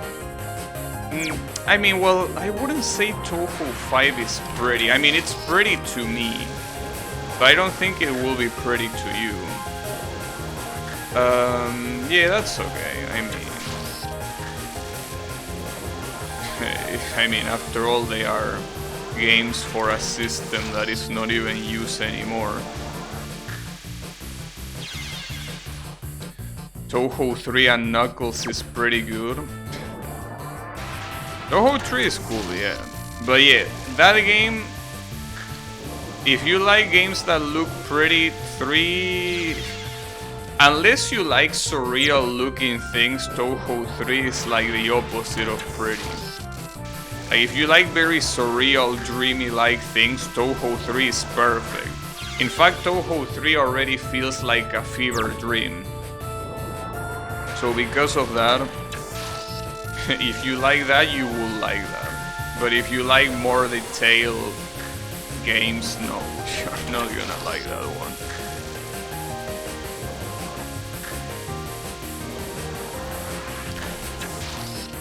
But yeah, if you like very pretty Touhou games though, well, obviously first I will recommend you to finish playing the official games.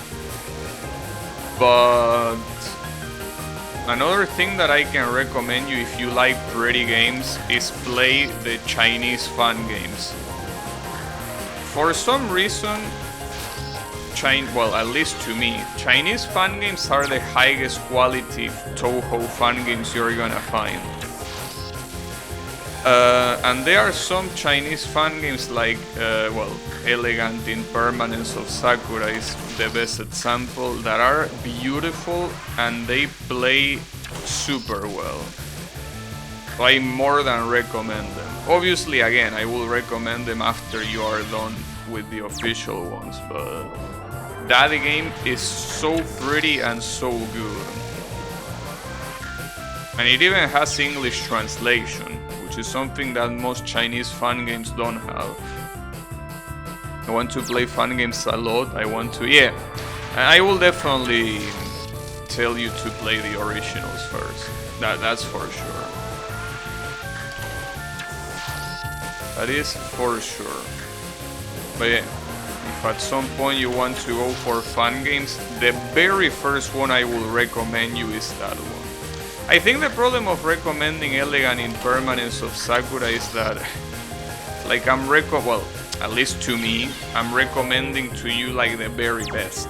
So if you play other fan games after that one, it might feel a little bit underwhelming, because that game is just that good.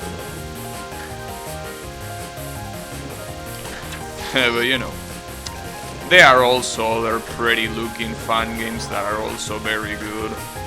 And it's another example being Fantastic Danmaku Festival. A lot of people like that one. I like it as well, but I don't really prefer it, right? And then there is also other Chinese fan games like Blue Devil in the Belvedere or Chaos of Black Long.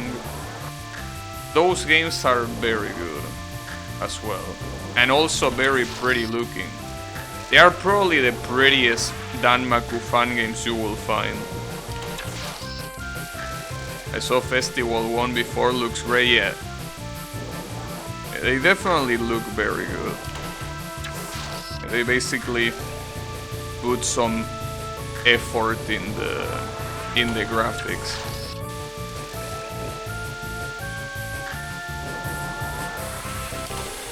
Yeah, usually the one that most people play is in the Fantastic Danmaku Festival. That game is Well, in fact, for a lot of people, it's the first game they play, even before the official games. I will say FDF is very pretty, as well as quite accessible to novice players. Yeah, it's a good starting point with fun games.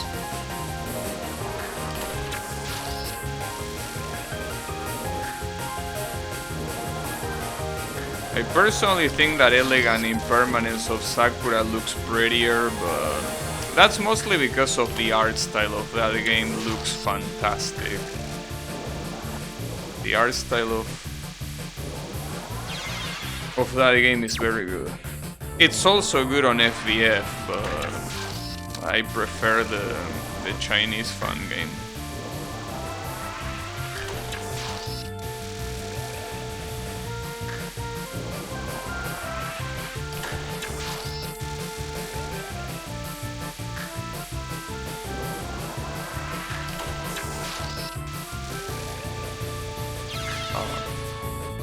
Going to take a small break from Danmaku and play non-Danmaku fun games. In that case, well, my recommendation will depend on what games you usually like. Do you like platforming games? If you like platforming games, a good one to play is, well, as long as you have an NVIDIA video card, a good one to play is Yu Yu Shiteki no Yukarin, which is a fun game about Yuka hitting things with her parasol, which is quite amusing. Unfortunately, if you don't have an NVIDIA video card, the game will run like absolute garbage. So, you know, well, even if you have an NVIDIA card, I think the game runs like garbage unless you do something in particular with it, which I don't remember what it was. But that's probably one of the prettiest looking fun games there is out there that is non-Danmaku. But yeah, it's a platforming game. If you don't like platforming games, you're not gonna like that.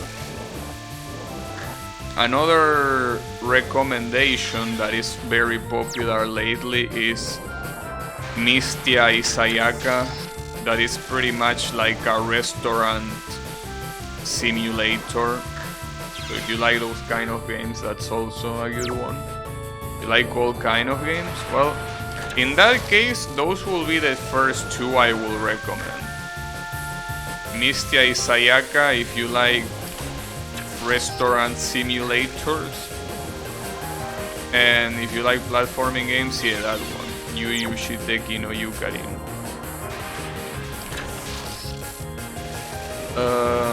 Outside of that,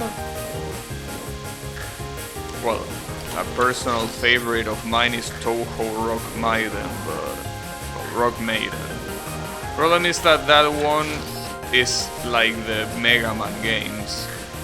And Mega Man games are, I mean, they are not that bad to me, but I do recognize that Mega Man games are mostly hard platforming games. I like most games except for Madden. I mean, I don't even understand American football, so yeah, I wouldn't like Madden. You know? Whoever plays that game gets sentenced. I mean, the issue, I wouldn't say that it's the game itself. The problem is that I don't know how the fuck to play American football. So even if the game was good, it's like, yeah, pretty cool, but how the fuck do I play this, right?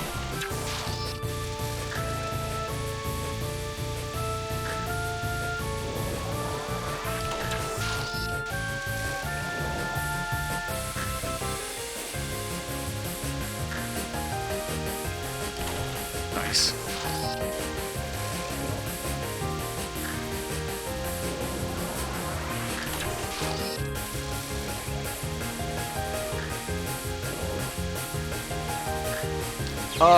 That positioning. Fuck.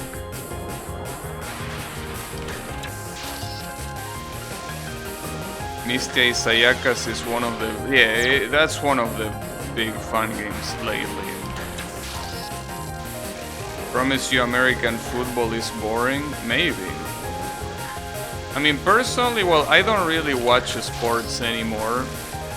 But the only sports I used to watch pretty much were tennis and that's it. I'm trying to think of another sport, but other than tennis, I don't think I watch anything else. I mean, well, yeah, sometimes like my father is watching football, and by football I mean what you would call soccer, right? And yeah, I will look at it just because it's in my general direction. But yeah, outside of that, come on, nice, got him.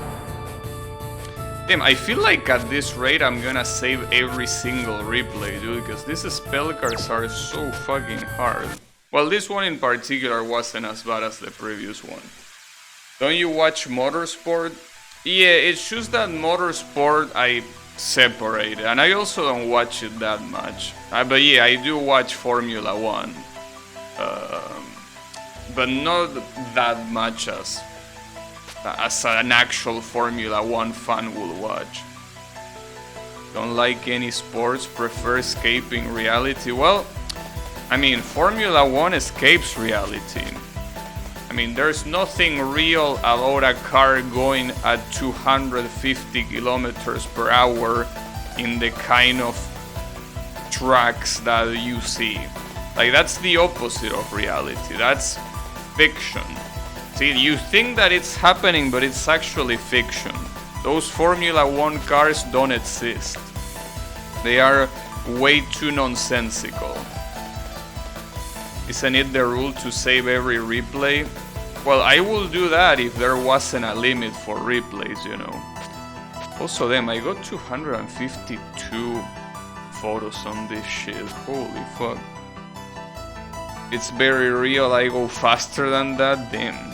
The only sports I watch are esports. I used to watch fighting game tournaments, but not anymore really. That's mostly because, well, Street Fighter 5 release and I fucking hate that game, so you know, that kinda went all the way downwards from there. But in any case, that's gonna be it for me for today.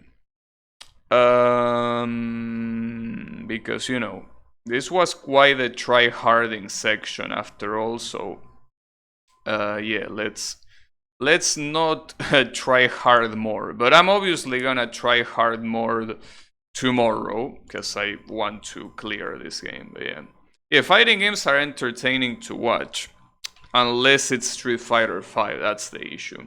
But yeah, thanks everyone a lot for watching. I'm gonna, this guy is playing Touhou Sit, so you might or might not be interested in it, but yeah, it's a cool game. So anyways, have a good one everyone, and take care.